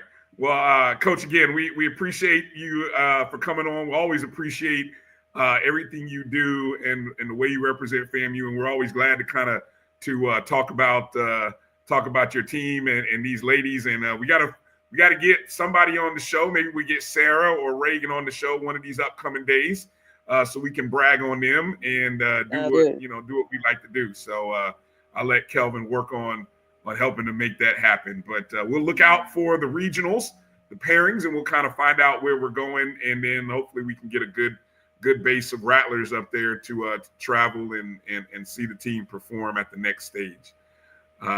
Last word is yours, Coach. Anything you want to say? Give you the last opportunity. Yes, again, like I said, thank you, Rattlers, for supporting us throughout the year. We look forward to seeing you guys on the road, especially to regionals. So you are available. We're definitely going to put information to come see the watch party on Monday, April the 28th at 5 p.m. So again, keep seriously support us, and thank you again. All right. Thank you, champ. Right. Thank you, champ. Thank you, Coach. All right. Things up again. Coach Nikki Houston. Again, what an outstanding team and an experience. And again, Coach talking about this team going, the previous runs where we had 8, only 6. So, I mean, the challenge of that in itself, asking and really praying and hoping that everybody stays healthy. You don't have any serious injuries because, I don't know what you do if that were to have happened. But so for everybody to kind of, credit to I'm sure to the training staff and the players, students for maintaining their bodies and staying in tune so that they could be healthy enough to get out and compete, a testament to them. And again, the all tournament team consisted of Sarah, Rakim, Reagan Harris, and Genesis Whitelock. Of course, Sarah was the MVP of the tournament. And you can see the first. I think they only do one team for the all tournament team, and there you can see our 3 ladies to the far right. But again, the postseason awards that they do before the tournament starts, Sarah named the Player of the Year. The second time that she won this award, she won it 2 years ago, another championship season. And then don't forget, Kelvin, she won the she was the MVP of the fall tournament, which was new. So she was the first ever, and I hope I'm saying that right, the first ever fall tournament MVP in the SWAC. Right? So yes. Shout out to her. Also making the SWAC's postseason awards, Sarah, who was in the number 1 position. And then you had Reagan Harris, who was singles position number 4. She made the first team. Then on the second team postseason, you had Susan Salinas in the 6th position. So she was recognized there in that spot. Let me see. I was trying to make sure I didn't forget anything there. Did I cover everything there with softball or with tennis rather? Yeah. Oh, I got one other graphic here because we talked about the celebration of the past 7 days, Kelvin. Well, just to put it all in perspective, what this past week has been like for FAMU. 2 championships in 7 days. It was our 200th conference championship that, again, women's tennis run. And that 200 covers the SIAC, the MEAC, and SWAC. It was our 10th SWAC championship since joining the conference this is our 4th year, right? We've won 3 volleyball titles, now 2 women's tennis titles, men's golf, women's cross country, women's indoor track, baseball, and football, all in 4 years. And when we didn't win it in most of those sports, we were runner up. We were in the I didn't do that calculation, but yeah, we got a few runner-ups in there. I mean, volleyball, we got a runner-up. Tennis, we got a runner-up. Track, women's track, indoor. Women's track got a runner-up. So yeah, there's a couple of runner-ups in there as well. And it also happens that what a first year it's been for our AD, Angela Suggs. This is her 3rd conference championship team.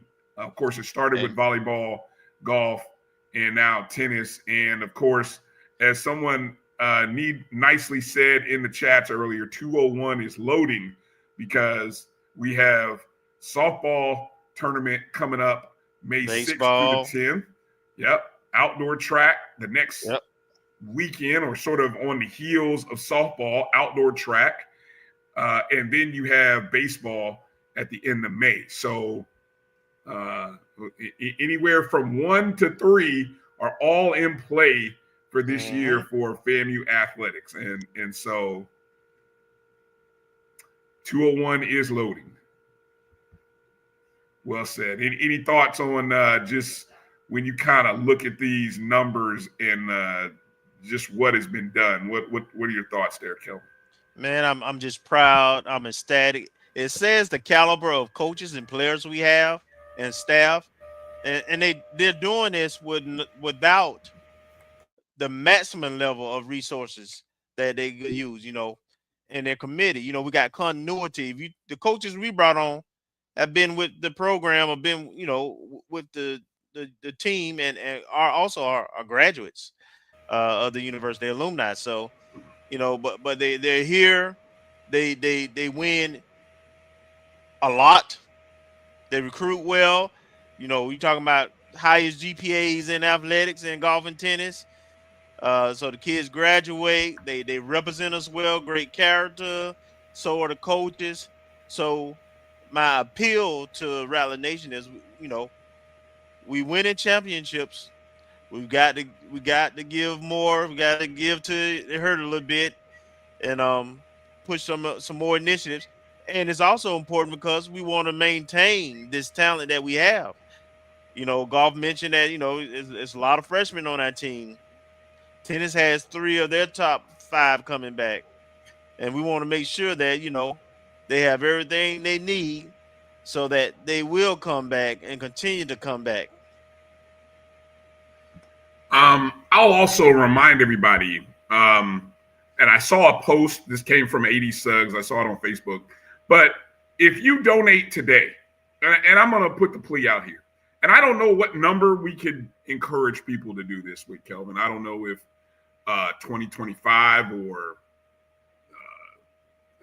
I can't think of a number, 1887, whatever, but I would just encourage you, text FAMU Athletics to 71777.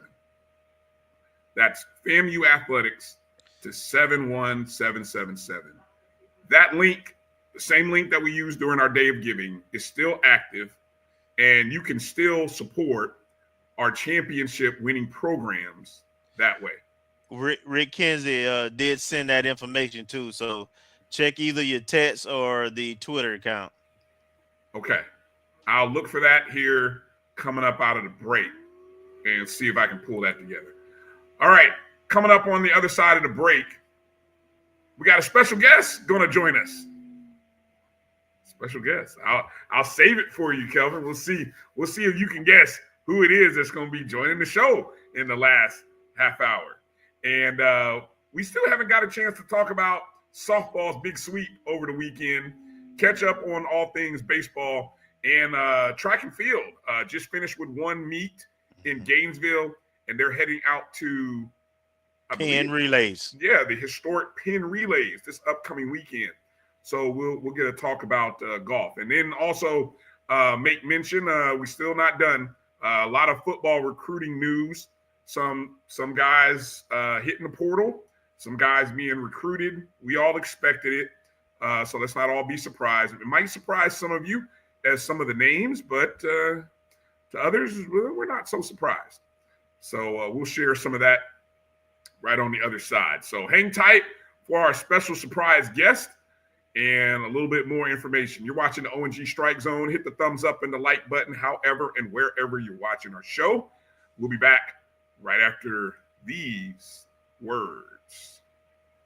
Let's face it, shopping for insurance can be time-consuming. That's why when it comes to your auto, home, and life insurance needs, make things simple and trust the experts at Allstate.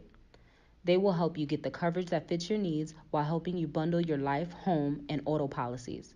Bundling saves you money, sure, but it also saves you time, so you can enjoy the things that matter most even more. Contact me, Tammy Haynes, your local agent, for a free personalized insurance quote. Allstate, are you in good hands? There's a shot. It might be. It could be. Right field. Grand slam. What a shot. That's how you get hot, young fella. Thank you guys for what you do for HBCU athletics. This is a fantastic avenue for all of us. This is our ESPN, so we love what you guys do, and all you guys at BCSN. We really appreciate what it is that you guys do for us. Are you hungry for authentic Caribbean food? Like jerk chicken, oxtail, red snapper, shrimp, tofu, and rasta pasta? Well, find your way over to Mango's Caribbean Restaurant, 180 Auburn Avenue, right next to Royal Peacock in downtown Atlanta. Them belly full, but we hungry. Mango's Caribbean Restaurant, open daily from 11 a.m. to 10 p.m. And on Friday and Saturday, we're open till 4 a.m. Come to Mango's and put some spice in your life. Oh, we've got a good thing going. Mango's Caribbean Restaurant, 180 Auburn Avenue, right next to Royal Peacock in downtown Atlanta. For more info or directions, call 404-698-3992 or log on to mangoscaribbeanrestaurant.com. For instant coupons, text MANGOS to 313131. Tell your mama hungry, papa hungry, brother hungry. Mango's Caribbean Restaurant, authentic Caribbean cuisines. Open up the door, tell your mama hungry. The Cuvée Group is a Florida-based marketing and training consulting firm. We help businesses communicate to their target audience and engage them in conversation. We also help to expand their audiences, which will ultimately result in growth for those organizations. In addition to being a certified constant contact specialist, my colleagues and I are also certified in John Maxwell Leadership Principles. We use these proven principles to conduct workshops, training, and private coaching sessions for individuals and companies looking to take things to the next level. Contact us to schedule a free consultation. Issues today, don't delay, call Cuvée.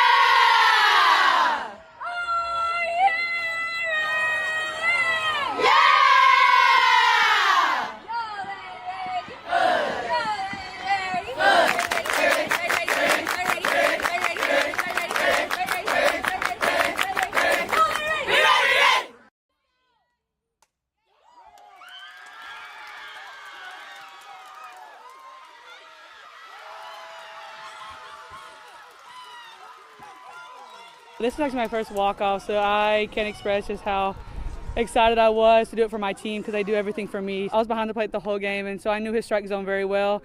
He's very tight, so I knew that anything that was with those pitches weren't going to be solid hits, and those were balls 100%.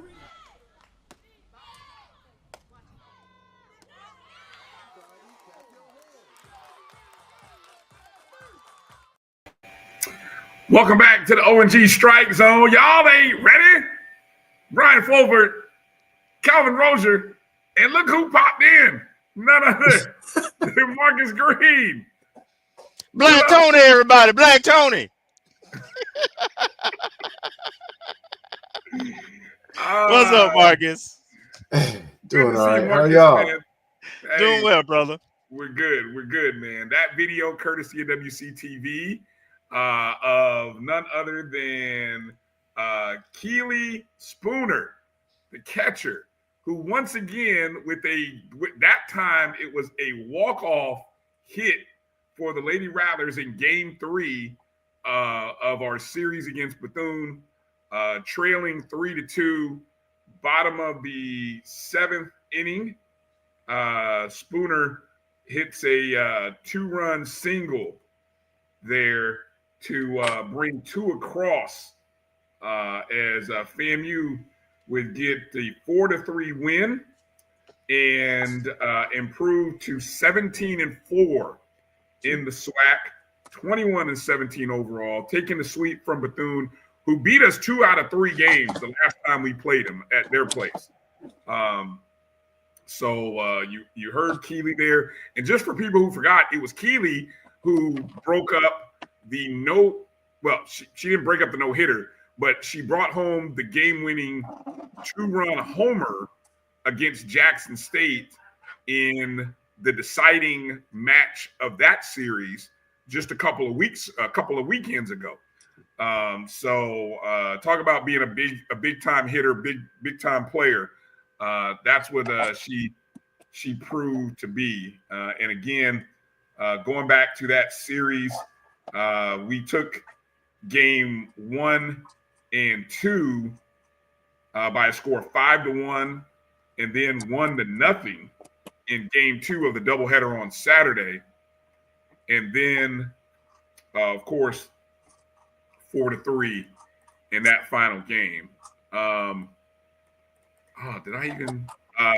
You were there, Kelvin. I want to before we get into any post awards, talk a little bit about what you saw, just the experience and the excitement, and a little bit of controversy, a little bit of sore feelings. I don't know, all none, some. What did you see there, Kelvin? Report live for us if you would. So this team is just extremely scrappy. You know, this is about the 3rd or 4th game in the last 7, in which, you know, they've won it late. So this team uses all 7 innings and every last out.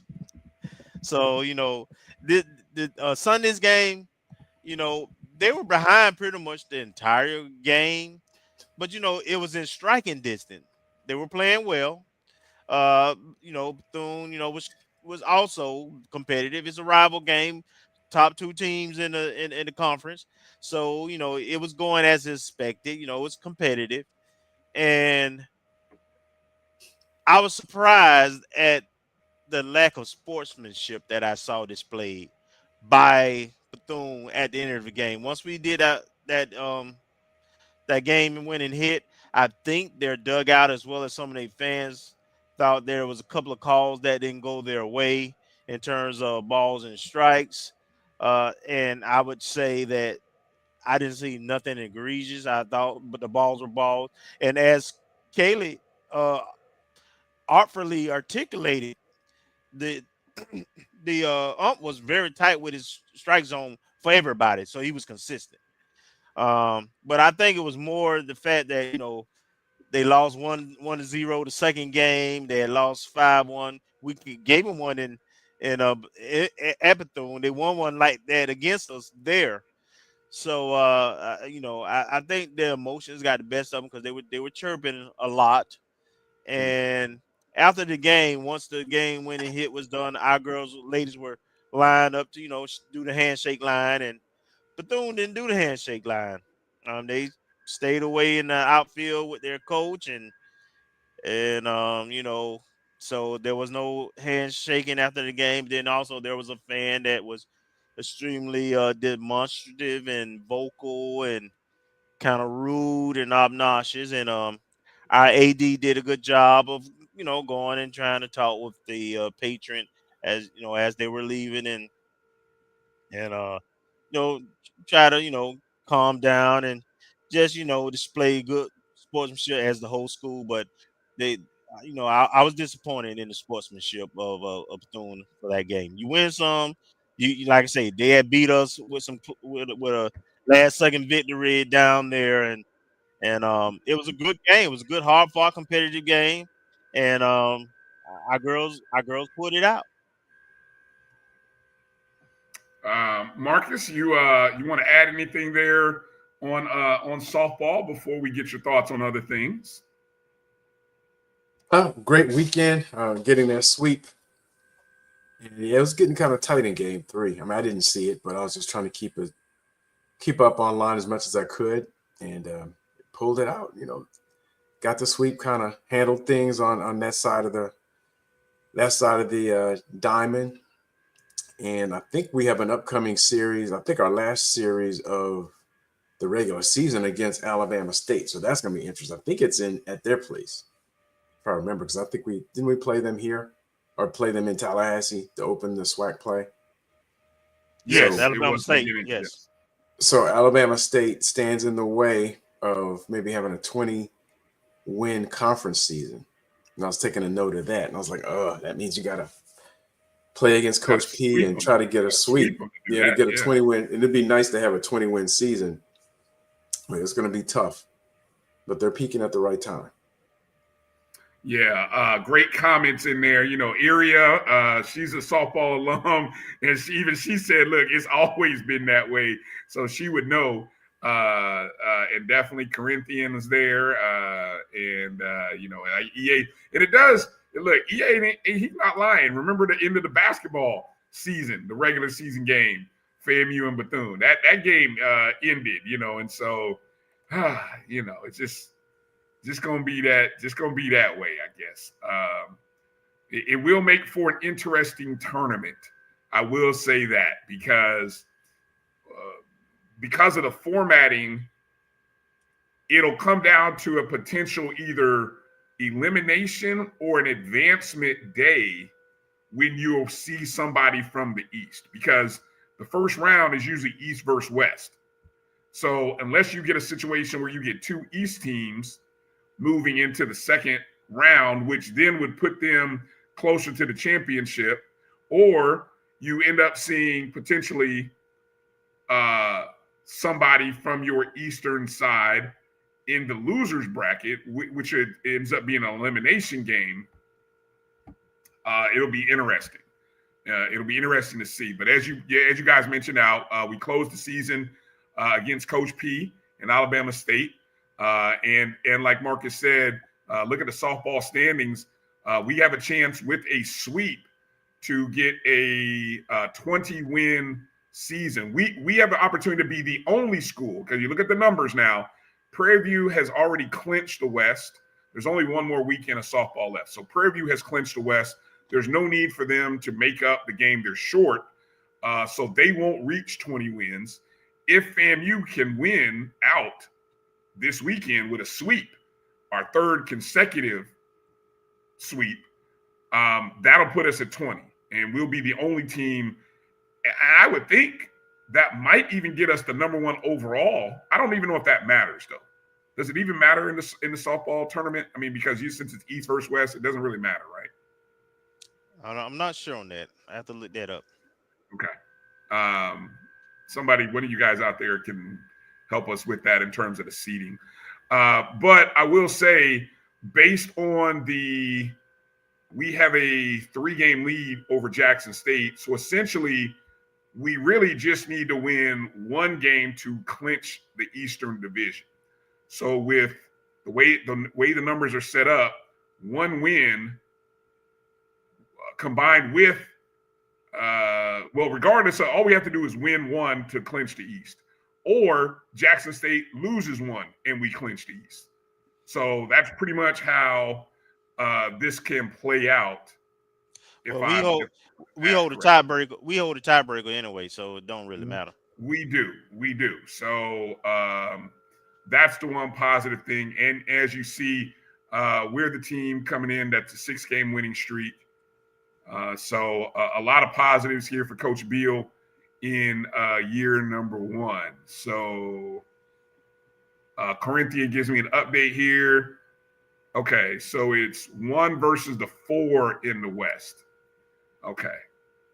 So so it is East versus West seeding. So anyway, a little bit different than baseball, which we'll get into. We got a few more weekends for baseball. Baseball still has like 4 more weekends, but again, this is the final weekend of the regular season for softball. And then, of course, as already shown, the following week is the softball tournament. The SWAC pitcher and co-newcomer of the week is none other than Amari Brown, who she was the pitcher in the circle for that Game 2 1-0 shutout. She had a complete game, 4 hits, struck out 3 in the course of that game. And then, of course, Amari has really been a good hitter, and I think she's going to receive some postseason accolades based on her, not just her pitching, but her hitting as well.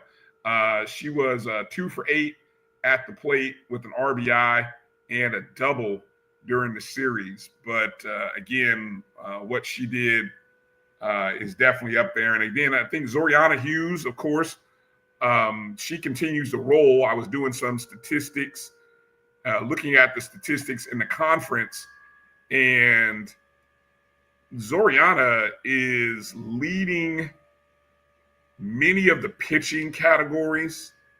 And I think she's in line. I think she can cement her 2nd consecutive Pitcher of the Year award this weekend. I really, because I think when I was looking at the stats, I think there may be one other young lady that might be in, and what we're talking about wins in starts. Like her percentage of wins v starts is what is separating. She may not have the best ERA. I mean, it's still not bad, but there might be a couple of young ladies who have a little bit better this year, which is what was so outstanding last year for Zoriana. But she's still getting wins. The defense is good behind her. So it'll be interesting.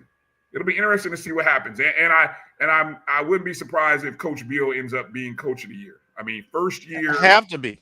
Absolutely. It's over with. It's a wrap. I think,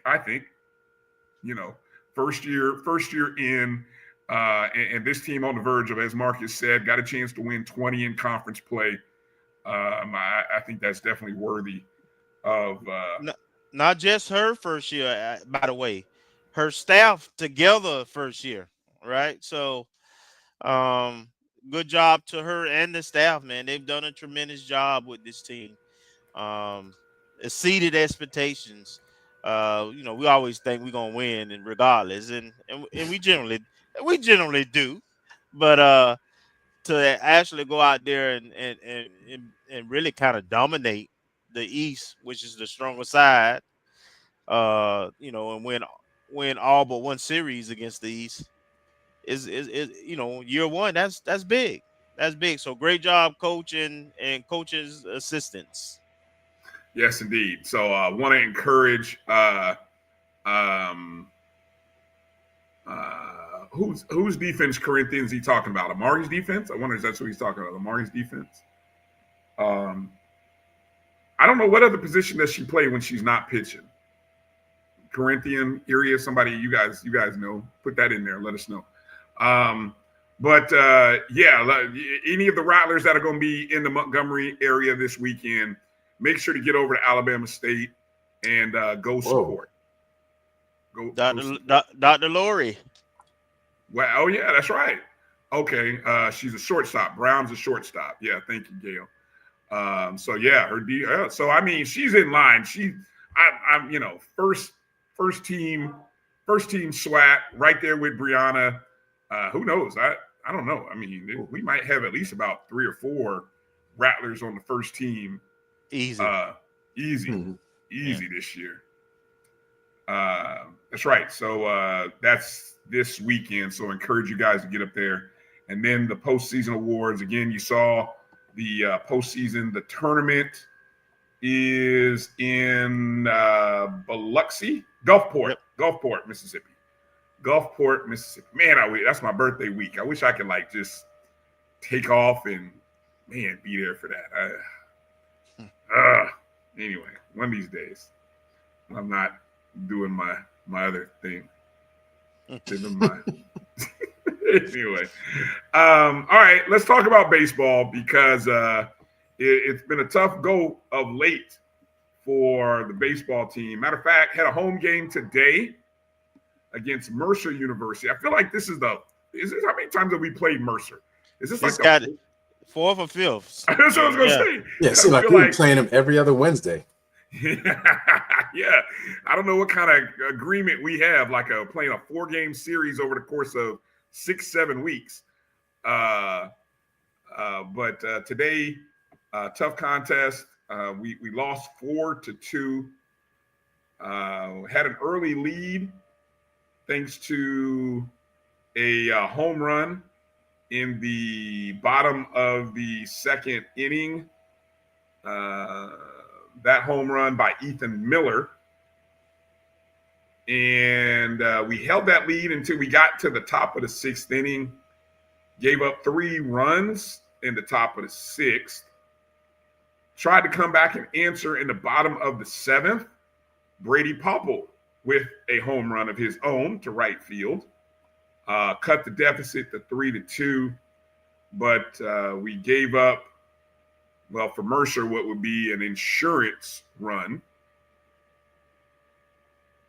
to give that 4-2 lead. We got 2 runs on 9 hits, 1 error. Mercer 4 runs on 7 hits and 1 error. Now, prior to that, we played in a first place showdown against BCU at the historic Sanford Memorial Stadium. I went ahead and attended game 1 and 2. Met a few folks. Shout out to Mr. Workman. Got a chance to meet him. Garrett was on the mound for game 1, pitching. Of course, the young man, a freshman, true freshman from right there out of Tallahassee. So shout out to the Workman family. Thanks for always watching the show. Appreciate you.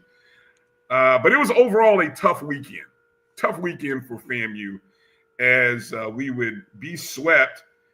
And I guess the toughest part of it, guys, we only scored 7 runs over the course of the 3 games. Bethune scored 8 in game 1, 5 in game 2, 9 in game 3. We just, I don't know, it was, I'm giving credit to Bethune. I mean, because really, their pitching was on point. And I thought our pitching was good, but theirs was just better.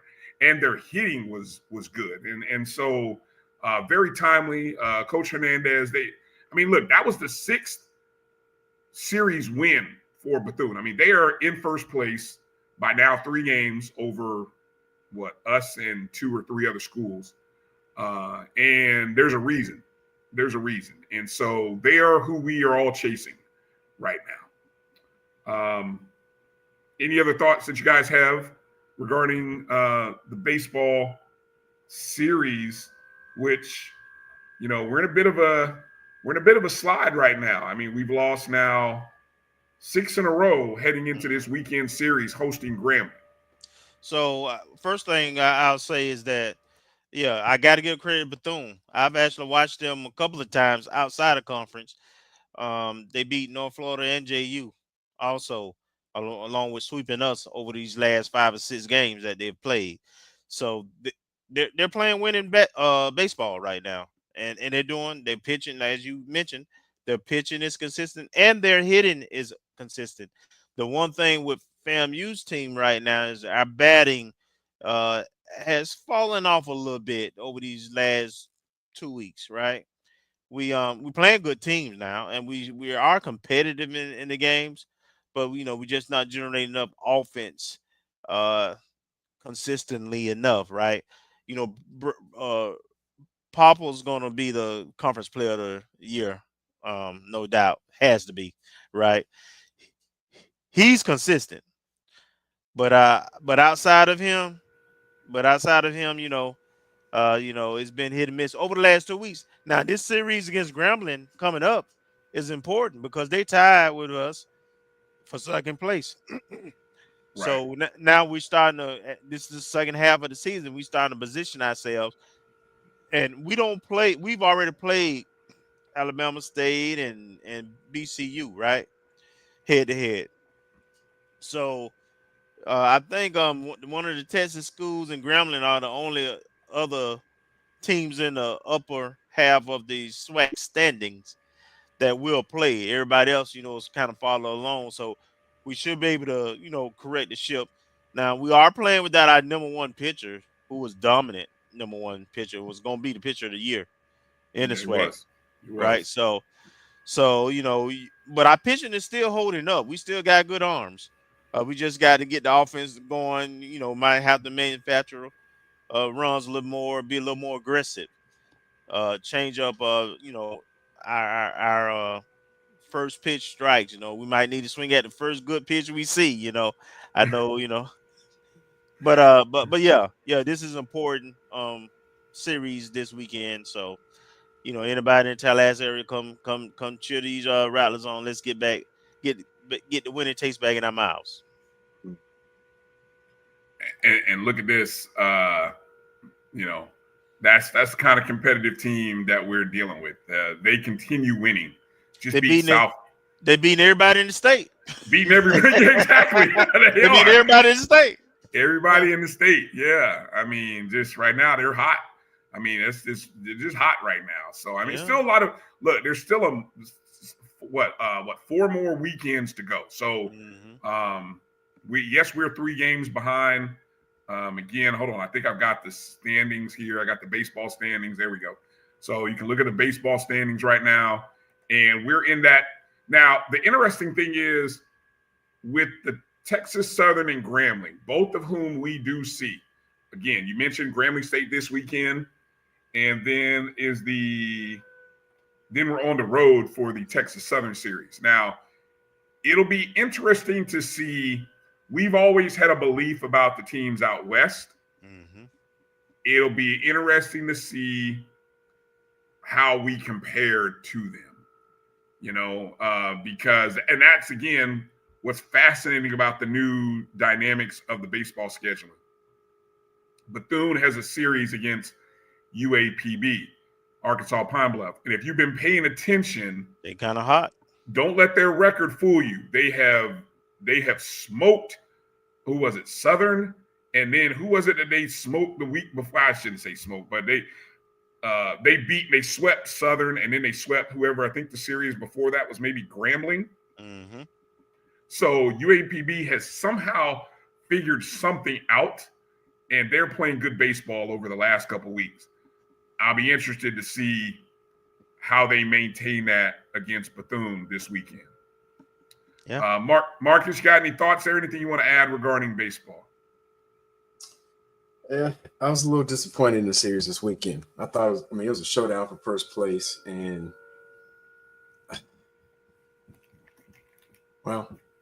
there's more games to be played, but I was a little disappointed in the outcome. I did not expect to get swept. So, just got to, take that on the chin, take some learning lessons, and it's likely we're going to see them sometime during the tournament. So we got to make sure whatever adjustments are made or health that needs to be recovered happens in time for the tournament. Gotcha. I don't know. Did I refer to it as points? Who referred to it as points? One of y'all did that? Hollow. Oh, that's Hollow in the chats. Okay. Jeremiah Clary. All right. Good stuff. Okay. I was going to say. Okay. So there's baseball and softball. Looking forward to that. Marcus, for a moment, let's kind of talk about football because as we saw last week, the portal opened and the portal giveth. Oh, yeah. And the portal taketh away. Not just players, but sometimes coaches.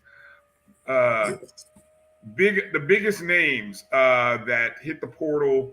Some we've lost, some we're still waiting on. Give us a recap there on some of those names and what we got. Well, I'm updating it as time permits. I have my little PowerPoint, and I want to update the spreadsheet so we can kind of see historically how many we've gained or lost season by season. So that's a work in progress. But the big name we lost this week was James Ash, defensive tackle. I'm assuming he was slated to be a starter defensive tackle, and he transferred off, put his name in the portal. That was reported by, I believe, an on3.com Auburn University correspondent. Didn't really see it come through. He didn't announce it. And then announced he was having a visit. And by the time we turned the page to early this week, he committed. So he's in the portal, or he's gone, or committed to Auburn. We had Nate Gates, who came in from Washington State last year and was a reserve offensive lineman, and I believe played H-back a little bit. He jumped in the portal. Quan Lee, we already know about. Maybe he jumped in about a week ago. So we've had at least 5 who have announced portal jumps this week. And we had one announced today, Elijah Alexander. Excuse me. Who was a Division II transfer. FCS transfer from Stetson. Right. And one of the defensive linemen. And I really liked him just because he played at the championship program in Savannah. I believe it was Benedictine. I'm sure Gerald could probably answer that, but he won a state title a couple of years ago with the quarterback who was at FSU and transferred out this year. But they had a good team both of their senior years around 2002, 2003.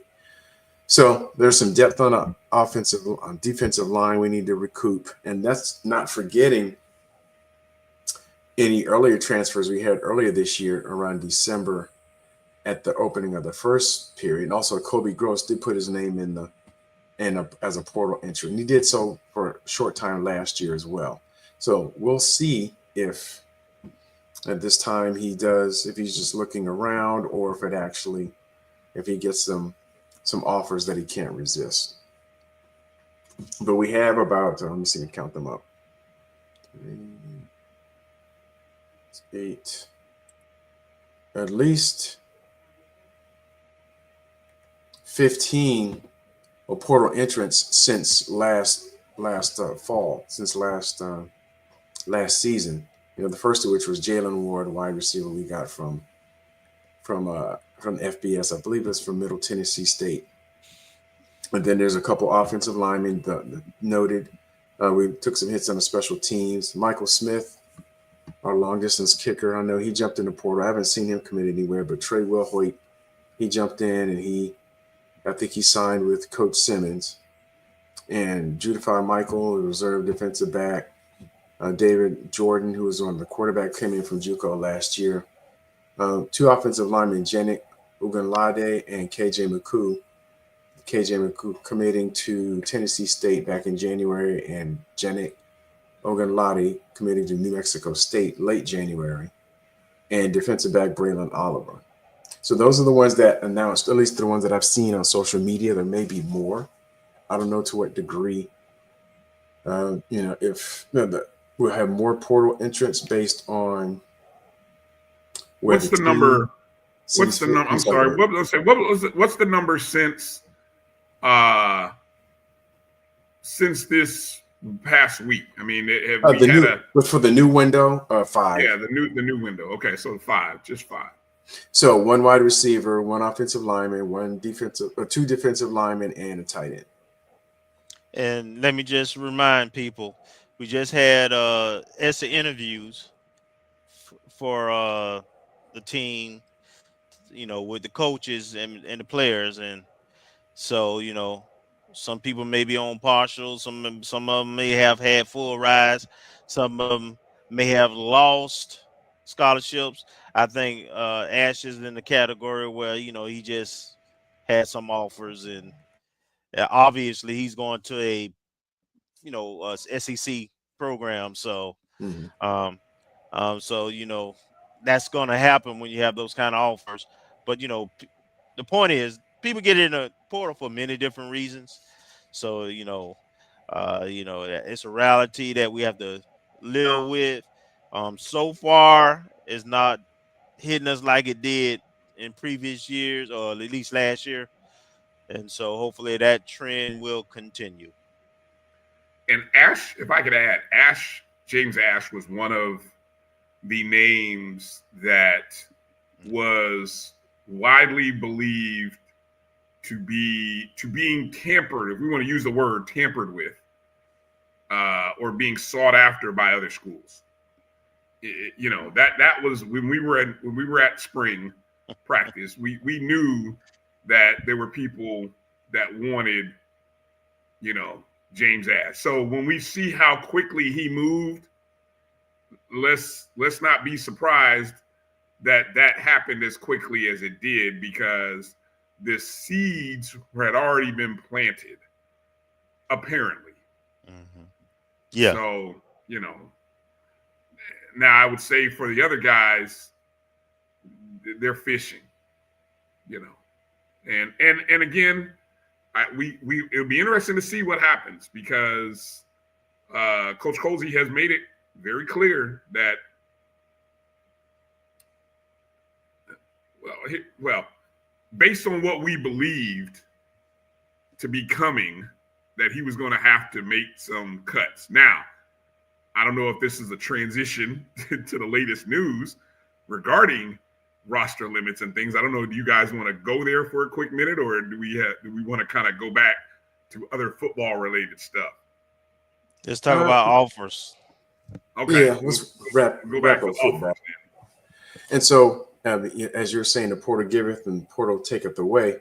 Well, we're trying to get back on the give side. So I know we made a few offers, and actually at least a couple offers, and I've seen and people jumping in the portal, just making themselves available from other schools. There are quite a few recruits or people that we offered as high school students that have jumped in, and they're probably within the last 2 recruiting classes. So that should be interesting to see where they finally end up, whether we extend an offer to them or if they end up down at FIU. And I was curious just because I noted when Coach Colsey was on, I believe it was last week, I think on the 220 QB Club, he mentioned that while Coach Simmons was up here for the spring game, and when the portal window opened, he mentioned Coach Simmons sent a text saying, and it to me, I interpreted it as saying, hey, there might be some guys here that might shake loose. I haven't seen too many. I've seen a couple of FIU guys whose names are in the portal. I haven't seen us extending the offers, but that'll always be interesting. But we offered, or re-offered, if you will, a tight end, Hunter Teal, who's out of Georgia. And I'll just pull my spreadsheet up. Make sure I got the right thing. And we offered him as a class of 2024 tight end. And he played for one of the top schools in Georgia. I want to say, was it Milton? I think it was at Milton High School. Either he played for Milton or he played against Milton. I don't recall. I have to find it. I look at my sheet to confirm that. But we did offer him previously. And we did commit from, I think we talked about it last week, Isaiah Davis, a transfer from Creekside High School. We did offer a 3 or 4 star defensive back out of high school. He's a class of 2026, so it may be a year off, but he's committed to Oregon. And we made a few offers recently, portal offers to some offensive linemen. It seems like all this week, and I haven't had a chance to update my spreadsheet, but I've been updating other things that I would have that list that, we're hitting the offensive lineman pretty hard, which isn't in alignment with what Coach Colsey said, in that we're looking for some offensive linemen. We're looking for a defensive lineman, a rush lineman. We did offer one today, transfer from App State. I think his name is Anthony Rozier. I don't know if he's related. I think he's played it with Kiva. He's from Orlando area. You can never go wrong with a Rozier in orange and green. With Kiva. So yeah, we've offered quite a few. So it looks like we're trying to address our noted areas of, I wouldn't call it deficiency, but noted areas of interest coming out of spring practice. So I want to say we've offered at least 3 or 4, maybe more than that, transfer offensive linemen, 1 defensive lineman or rush linebacker. I haven't seen anything along the lines of D tackle that would replace James Ash. But we've made offers this week, so we'll see who comes in. And once again, I think the portal closes on Friday. I think we talked about it last week in terms of how long the portal is open, but that's only for players to submit names. So players can submit up until the deadline and have up until the deadline to submit, so they'll be eligible for playing in the fall. And then I don't know if there's any timetable for anyone finalizing their transfer location. And I believe grad transfers still have pretty much a wild card where they can enter at any point. They're not beholden to the transfer window period.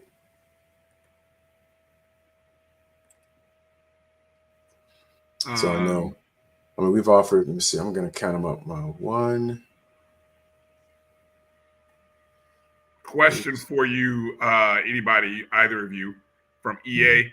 Does Colsey, do you think Colsey holds a spot for some of the guys in the portal, or does he move on? Well, I would say my opinion would be, and I'm going to pull up the list. It depends who it is. Yeah, it depends on who it is. I agree. I think Kobe Gross may have a spot. Yeah. Everyone else, I think, may be replaceable. Like Quan Lee, I mean, I know, well, I don't know, but I would assume. Appreciate you, Quan, but yeah, that I think we can move. Yeah. At wide receiver, there may be enough spots. We actually offered a wide receiver who I saw that. Looks like a slot wide receiver, but he actually from played Mandarin. for Is that the young man from Mandarin? Jacksonville Mandarin, yeah. Jacksonville Mandarin, yeah. Oh no, he's a high school. He's a high school recruit. So he committed. Yeah, he committed today. Yeah. Or yesterday, and along with his teammate Adrian Medine. They're both from Mandarin High School, and they were offered back in December.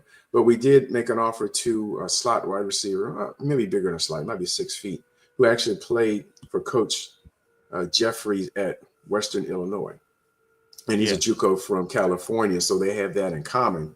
So it'd be interesting to see if he can get one of his former players from previous stop to come to FAMU. So we offered a wide receiver who runs about maybe a little smaller, but kind of the same size as Quan Lee. And from a skills position standpoint, there seems to be no shortage of players either within the state of Florida or the Southeast region. So I don't necessarily think that. I think Kobe may have a spot to return, but everyone else, I would hazard a guess to say, well, it was good knowing you.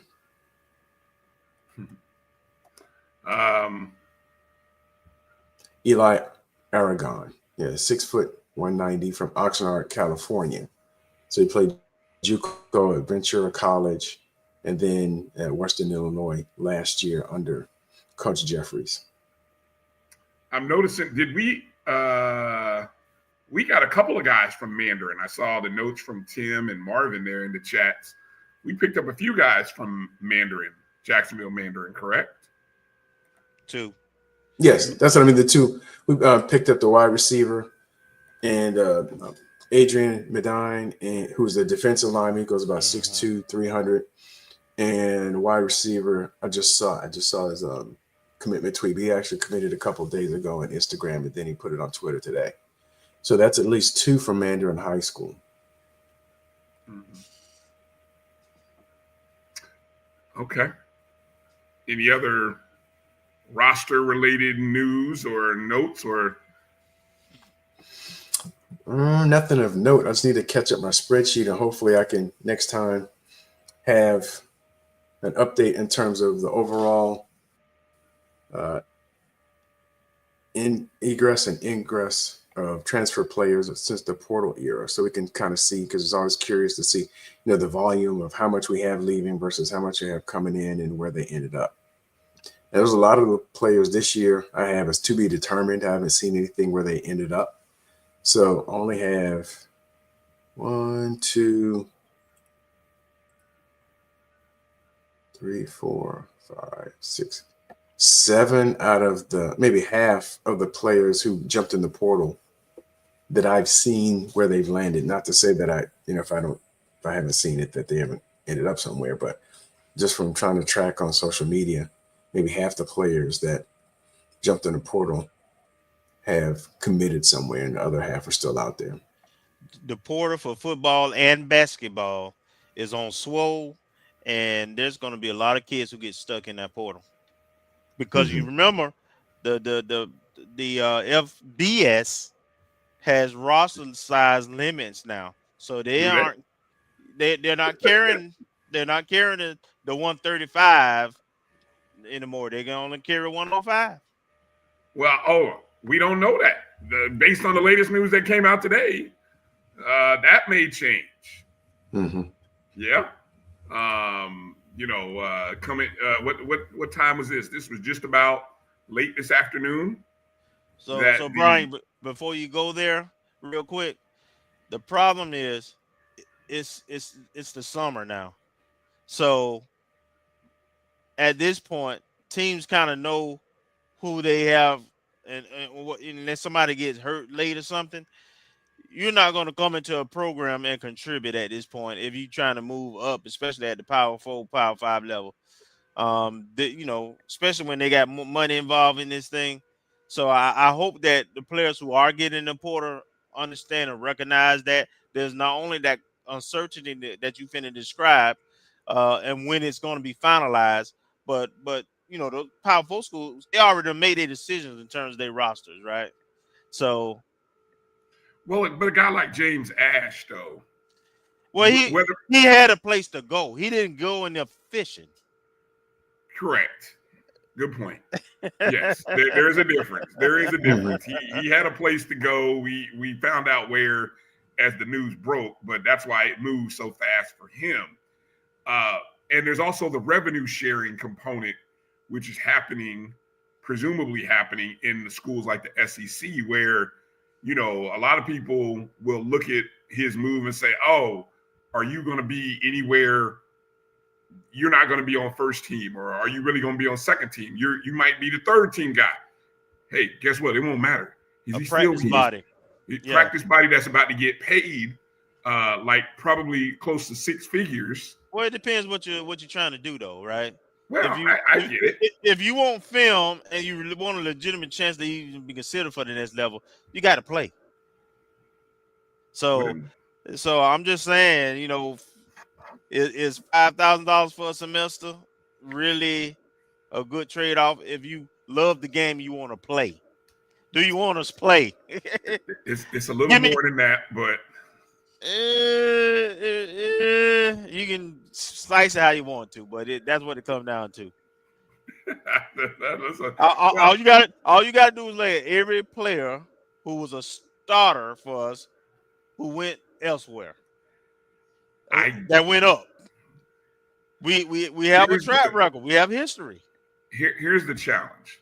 Here's the challenge that all of these young men are looking at, and it's gonna glare.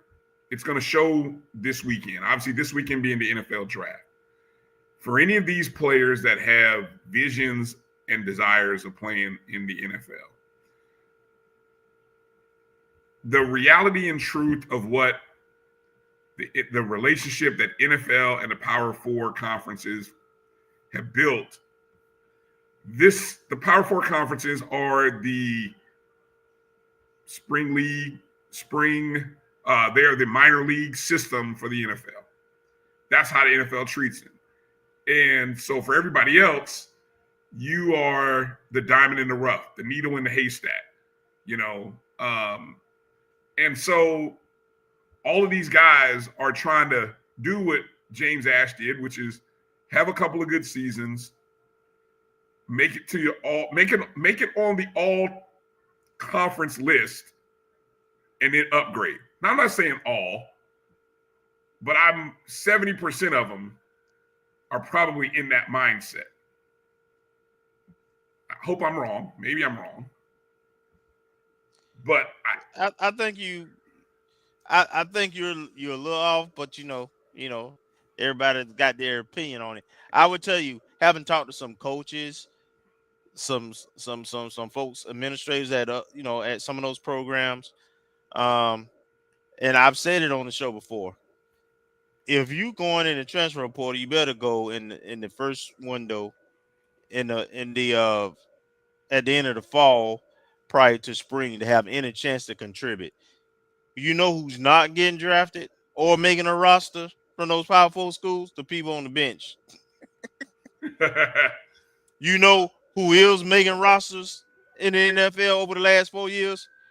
FAMU players who starred and got film. Okay. All right. Which, so underscores why, we have to be able to put together good incentives to keep guys, or I don't know. Who knows if that'll keep them.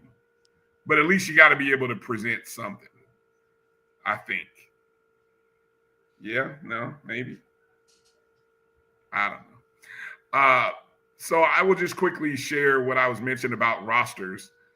And we all have been working off the assumption that roster limits are coming to college athletics as a part of the House settlement with the NCAA.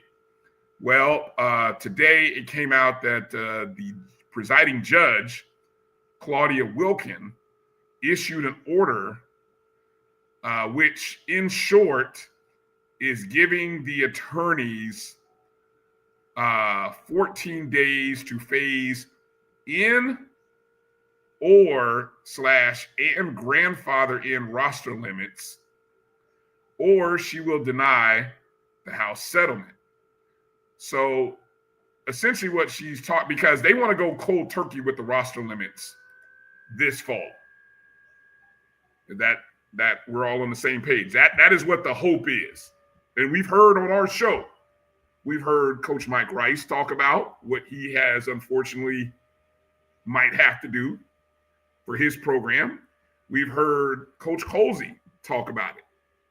Okay. Well, the House, what the judge is now saying, if I'm reading this right, is that the student athletes who are currently enrolled, so you got a 4 to 5 year grandfathering clause for those kids.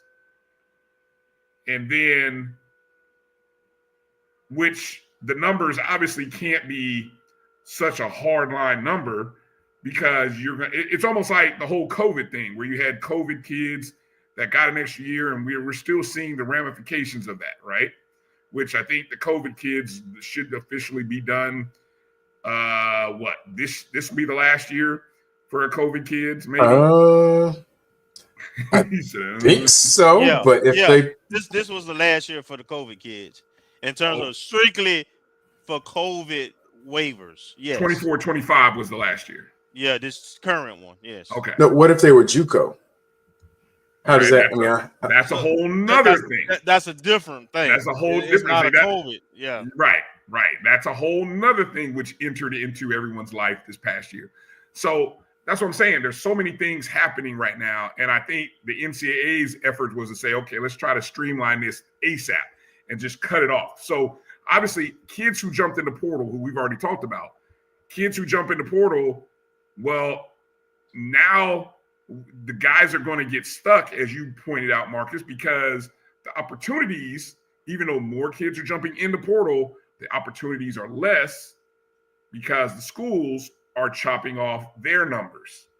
Well, and they're gonna do that. Well, no, they're gonna do that because now the payment part is kicking in above and beyond the cost of attendance, right? Mm-hmm. So now you're actually sharing name like there's an image dollars So they're not required to carry 135. They don't have to. So trust me, they're not going to carry that number anymore. Right. And the NCAA or the courts can't mandate them to do that. Other than the 105, that's the rule. They can have a max of 105, but the part where they were going above and beyond with some splitting and some preferred walk-on stuff, that how they handle that situation, they don't have to do that. Well, don't you potentially run into, and I don't know if do you run into any type of collusion if, let's say, we all, whether we're meeting at our conference tournament or our conference meetings, and we all agree in principle that we are not going to have rosters over a certain size. Isn't that collusion? Well, I mean, it's the NCAA rule, right? As long as you in compliance with the NCAA, then you make those decisions. Just like all schools at the FCS level, not everybody offer full scholarship. Not everybody offer the full 63. And then some folks split them. Some folks do it. So it's up to the university how they slice the pie, so to speak. Mm-hmm. As long as they stay within the parameters of what was the guidelines. But I'm telling you, this the financial impact of this thing mandates that they have to cut back. They don't want to pay the 135th player money. And see, the judge, she seems to be of the mindset that that's your problem. You created this. It's almost like she's telling the schools and the conferences, you created this mess. They're going to work right around it either way. Well, all right. Well, yeah. I'm just telling you what's going to happen. They've been bucking for this for like, we've talked about it before. They've been looking for this for 50 years. Yeah. Yeah. Well, they're not going to operate the same. Yeah. Well, they already given up more money than they ever gave up. They're gonna cut corners where they can. I don't disagree with you on that part. They can't really do because let me just explain. So they can't really do nothing about most of their expenses, right? Travel costs are travel costs. Mm-hmm. Coach's salary are coach's salary. You know, the market drives all that kind of stuff. So when you trying to do something with a budget from a expense side, then the area where you can make an impact is with scholarships and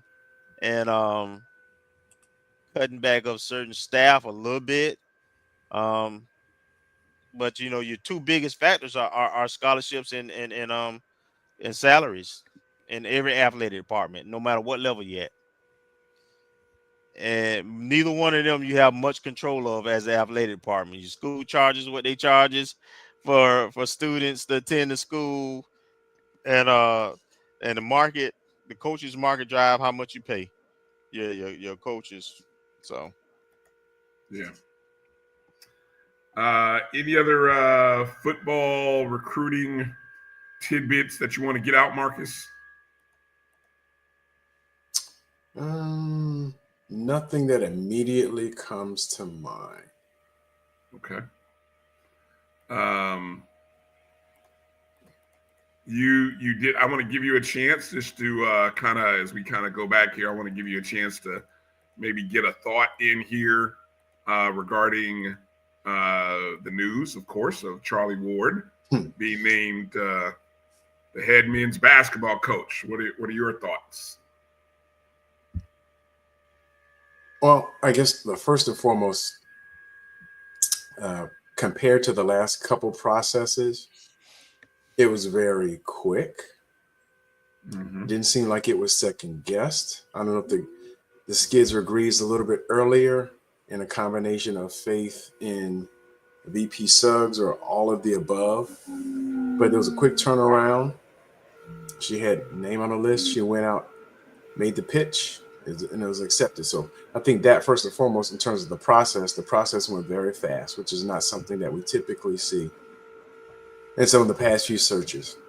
In terms of the selection, I think Coach Ward will be a great hire for FAMU. I'll watch the replay of the announcement press conference, and it doesn't seem from his words that he's looking to turn this opportunity to a springboard into something else. I think it also brings some stability in that he's a known entity in the Tallahassee area. Seems to have a good even-keeled personality, and also can hopefully generate some interest above and beyond what I like to call the Pareto chart of donors to FAMU athletics, where he has a wide swath of folks he can tap into that might help infuse additional dollars and support into the program. And he's coming from a winning high school program. My only challenge, and I don't know how much of a challenge it would be, is that, I don't know to what degree, as it relates to the new landscape of college basketball, in terms of the connections he has in dealing with the transfer portal. That would be my only question, but I'd imagine he has enough connections in basketball circles to at least get the pulse of some good players that would be a good fit.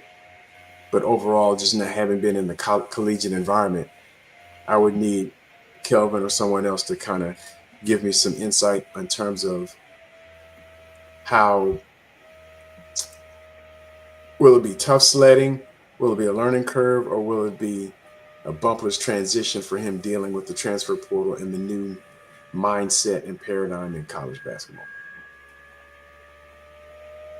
All right. Good stuff. Good stuff.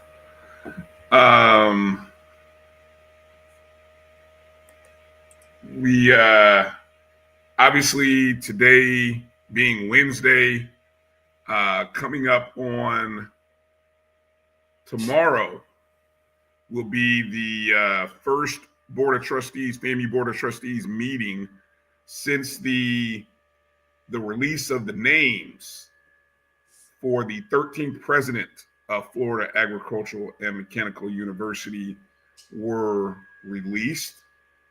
We put polls up. Hopefully you guys got a vote for them on our polls. We put polls not only on X, Twitter, but also on Facebook, asking for your opinion, asking Rattlers here. I mean, we got a lot of other people who watch, but this is targeted towards the family, to let us know your thoughts in terms of which candidates you thought were most qualified. And there's been circulating in various Facebook groups and on Twitter sort of a nice breakdown of the various qualifications of each of the candidates. And again, the candidates, Rondale Allen, who's the Provost and Vice President for Academic Affairs at the University of Maryland Eastern Shore. Gerald Hector, Senior Vice President for Administration and Finance at UCF. And I believe is Hector also a FAMU grad?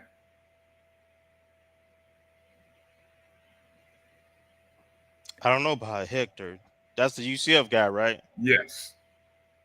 No, I think there is another FAMU grad.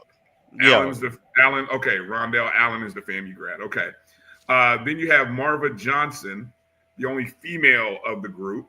She is a group vice president in state government affairs for charter communications. Of course, her selection onto this group has drawn probably the most controversy and the most discussion because of her connections and ties to the Florida governor. And then there's our current executive vice president and COO currently at FAMU, Dr. Donald Palm.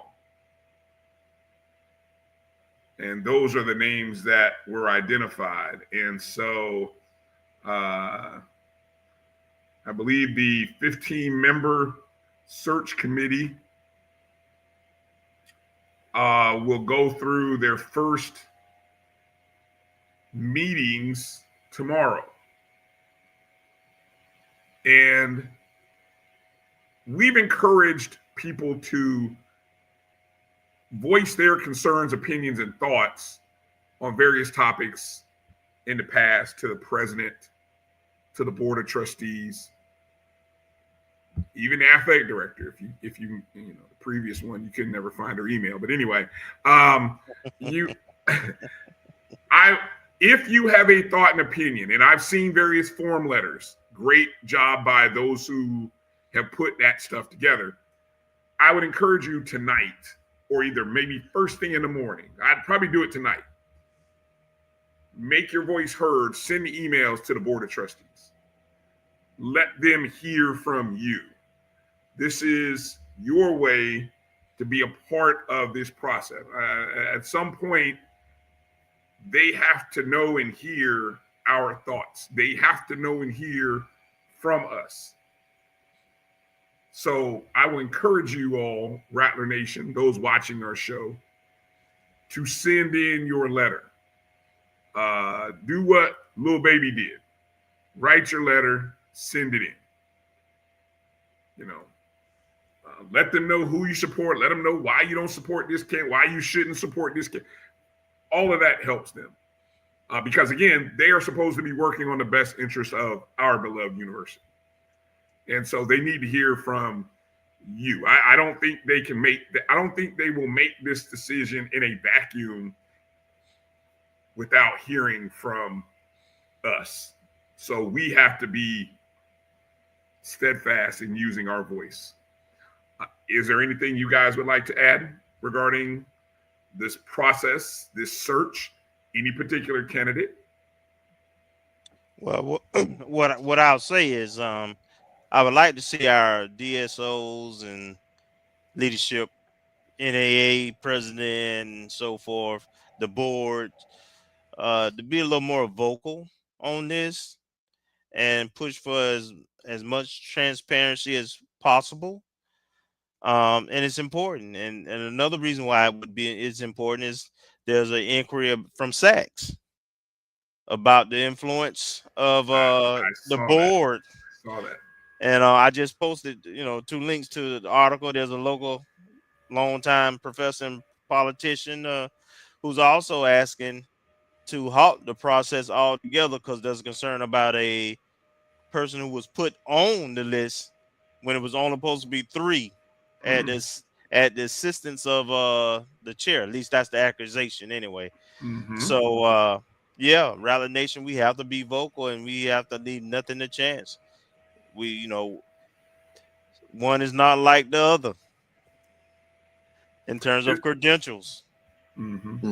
So that's I remember, part of the process, part of the reason we had such a challenge with the AD process, frankly, was something similar happened. Was very similar, where you didn't follow your own process, and then someone who may not have had the same credentials as others end up being the selected candidate when they weren't a part of the process or shouldn't have been a part of the process for 2 rounds. So it's important. We have to make sure, especially in these times and climates politically, that whoever is leading this university is a staunch defender of FAMU and not an ally of those who are foes of FAMU. Marcus, would you care to add anything? I don't know if there's much more to add. I mean, we got to make sure that what we've seen, the cherry picking and placement of, I can't think of the word now. I don't want to say stooges, but of yes, people who are carrying out agendas, political agendas put in place. We see that on a national level. We've seen it at other state universities where openings have happened, and University of Florida still reeling from putting in a U.S. senator in there, and apparently whatever he spent money on, and just running amok. And then we see it happening with other universities. He had people on staff that never moved to the state. making 6 figures. I mean, it was jacked up. It's a hell of a remote job. All right. Well, again, that process begins tomorrow, and these are closed meeting sessions, so these don't get streamed online like some of the other meetings, I guess. Is that correct? It's my understanding. I don't know. I thought why would it be closed unless they negotiate a contract? Yeah, it should still be. It's sunshine law in the state of Florida, and the only time closed sessions usually happen is there a legal matter involved. Well, I mean, I'm beautifully put. FAMU does have a presidential search web link page.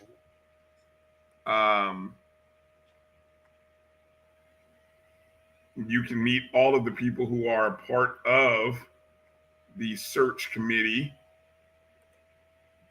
The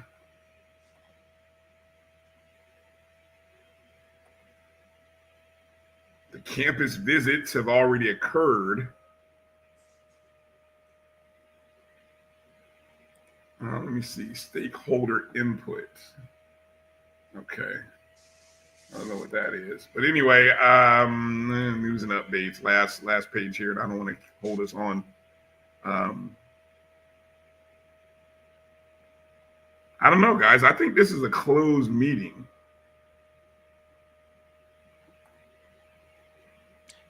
It was open last week, so I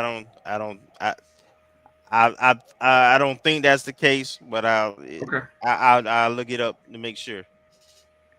Remember Zoom went out. Okay, I'm looking at from the Office of Communications yesterday actually, after they announced the 4 candidates. There is on-campus interviews that will take place May 12th through the 16th. That sounds right. Conducted by the Board of Trustees, to whom the next president will report. The trustees' final selection will then be submitted to the Florida Board of Governors. A 17-member body who oversee all of Florida's public universities, and they must approve the final candidate and contract. There also is a bill going through the legislature in which they are trying to minimize the influence and impact of the governor's office and anybody on his staff to be able to influence university presidential search and give the final authority to the Board of Trustees with Board of Governors approval. And it has a lot of support at this time. Right. Okay. The only other site here that I can go to, and I can go right here to the Board of Trustees, and you can look at the agendas and meeting site to see if there is anything scheduled. Well, there is a meeting. It is scheduled. There is a Zoom link. So 9 a.m. tomorrow. 9 a.m. tomorrow. And I know you had 24 hours to, there may be people who actually choose to, they have to open it up to the public. So there is time for public comments. You had to submit a request 24 hours in advance. So I got a feeling there's going to be some of that. So it might be a very interesting Zoom session. Hopefully everything's working with Zoom. And but you may want to have it on in the background and see how this process goes. So again, all of this is happening tomorrow, 9 a.m. on Zoom. I always encourage everybody, if you go to famu.edu or just type in FAMU Board of Trustees, you can find the agendas and minutes. So again, we wanted to mention that because while we do talk about athletics, we always want to make sure we get in there and talk about FAMU's.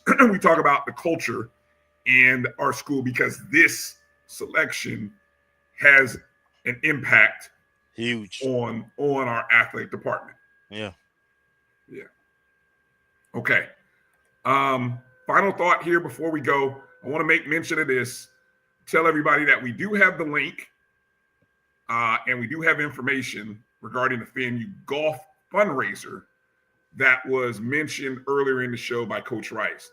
And if you are following us on X, O&G StrikeZone, we did retweet. Actually, I retweeted it from my account because it was a little longer tweet than the 280 characters and because I have a blue check mark, which we probably need to look in. We need to invest in getting one for our show. But anyway, I pay for one. I can have a longer tweet. So anyway, I tweeted this out. Again, and I think this came from, I saw Mr. Kinsey Rick Kinsey posted it in the Facebook page. He posted it in the comments too. Mm-hmm. I saw that. Yeah, I think it's too big for me to put it on the screen, but I will repost it on Facebook, but also it's on X. Essentially, join us in purchasing our championship golf team a driving range canopy for our on-campus driving range. You can give at the following levels. What they call a master's level, which is $1,000, an open level, $750, a tour level, $500, and a player's level of $250. You can make any level of contribution. There is a link there, tax deductible.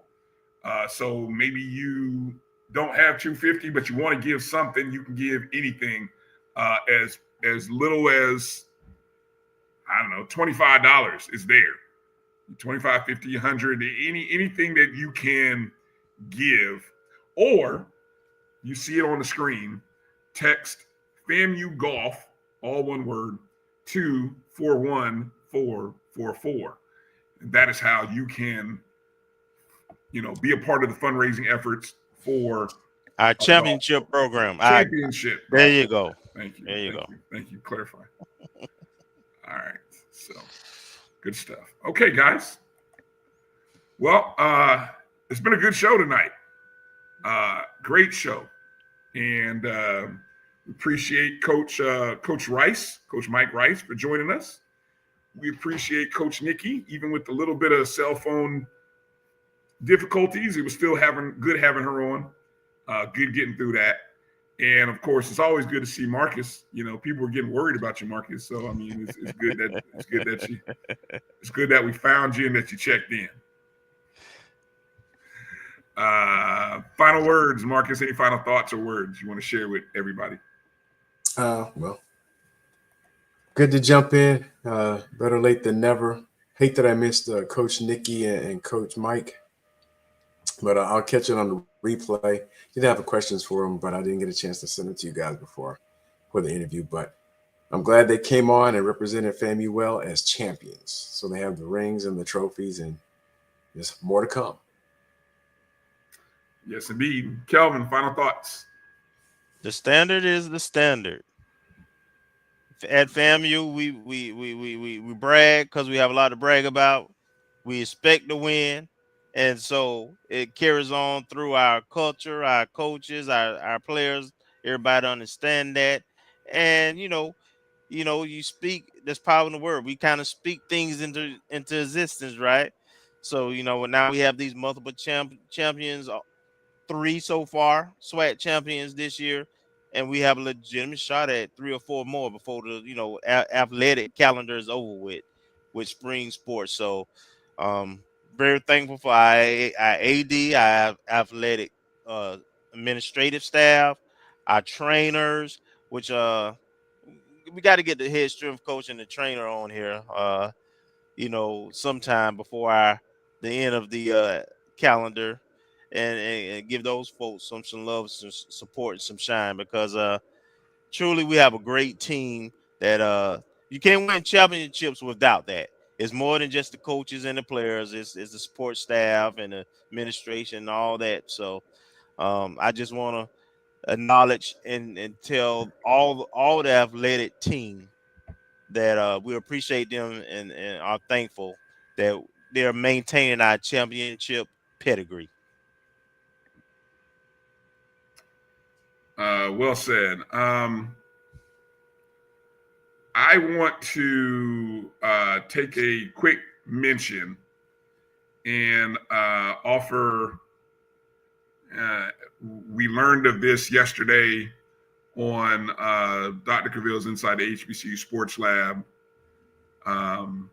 This came out yesterday evening, but I want to send my heartfelt condolences and prayers to the family of Michael Coker, who many of you, maybe you know, maybe you don't know the name, but he is an HBCU baseball visionary and also the founder of the Black College Championships.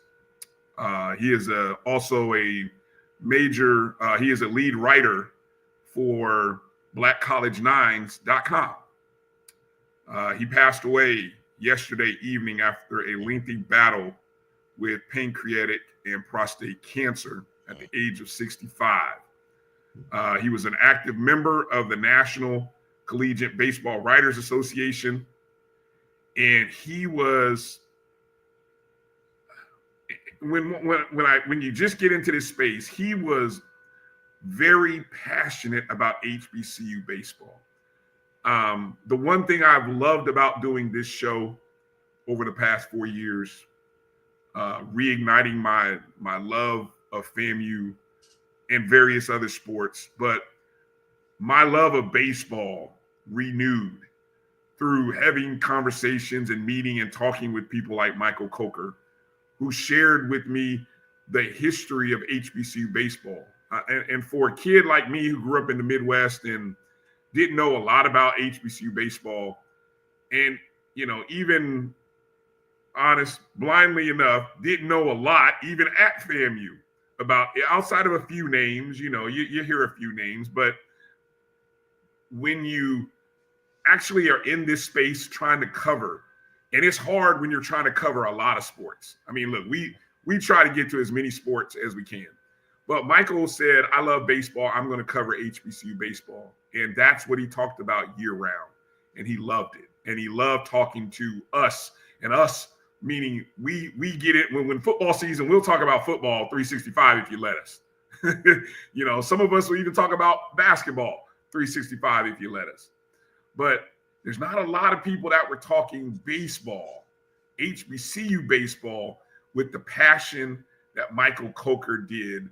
And meeting him and people like Jay Sokol, who was a founder of blackcollegenines.com, I just love their site from a historical, but I love hearing and reading the passion. And so losing Mike at the young age of 65 to cancer, and knowing and hearing that the vision that he had for being able to create an event like the Black College World Series, which we had the pleasure of broadcasting the first one, that dream coming to reality was huge. Mm-hmm. And you see all these basketball tournaments and things like that happening now, and we talk about the expansion of the Celebration Bowl. Mike and the people like our folks at the BCSN and others that helped make that first dream come to reality, those other basketball postseason tournaments and other sports, they are coming to life, I think, in my opinion, on the heels of the success of that. And look, it wasn't perfect. It's still a work in progress, but you got to sometimes get the first one done so that you can have a second, third, get better, make a fourth. You know what I'm saying? You got to get the ball rolling somehow down the hill.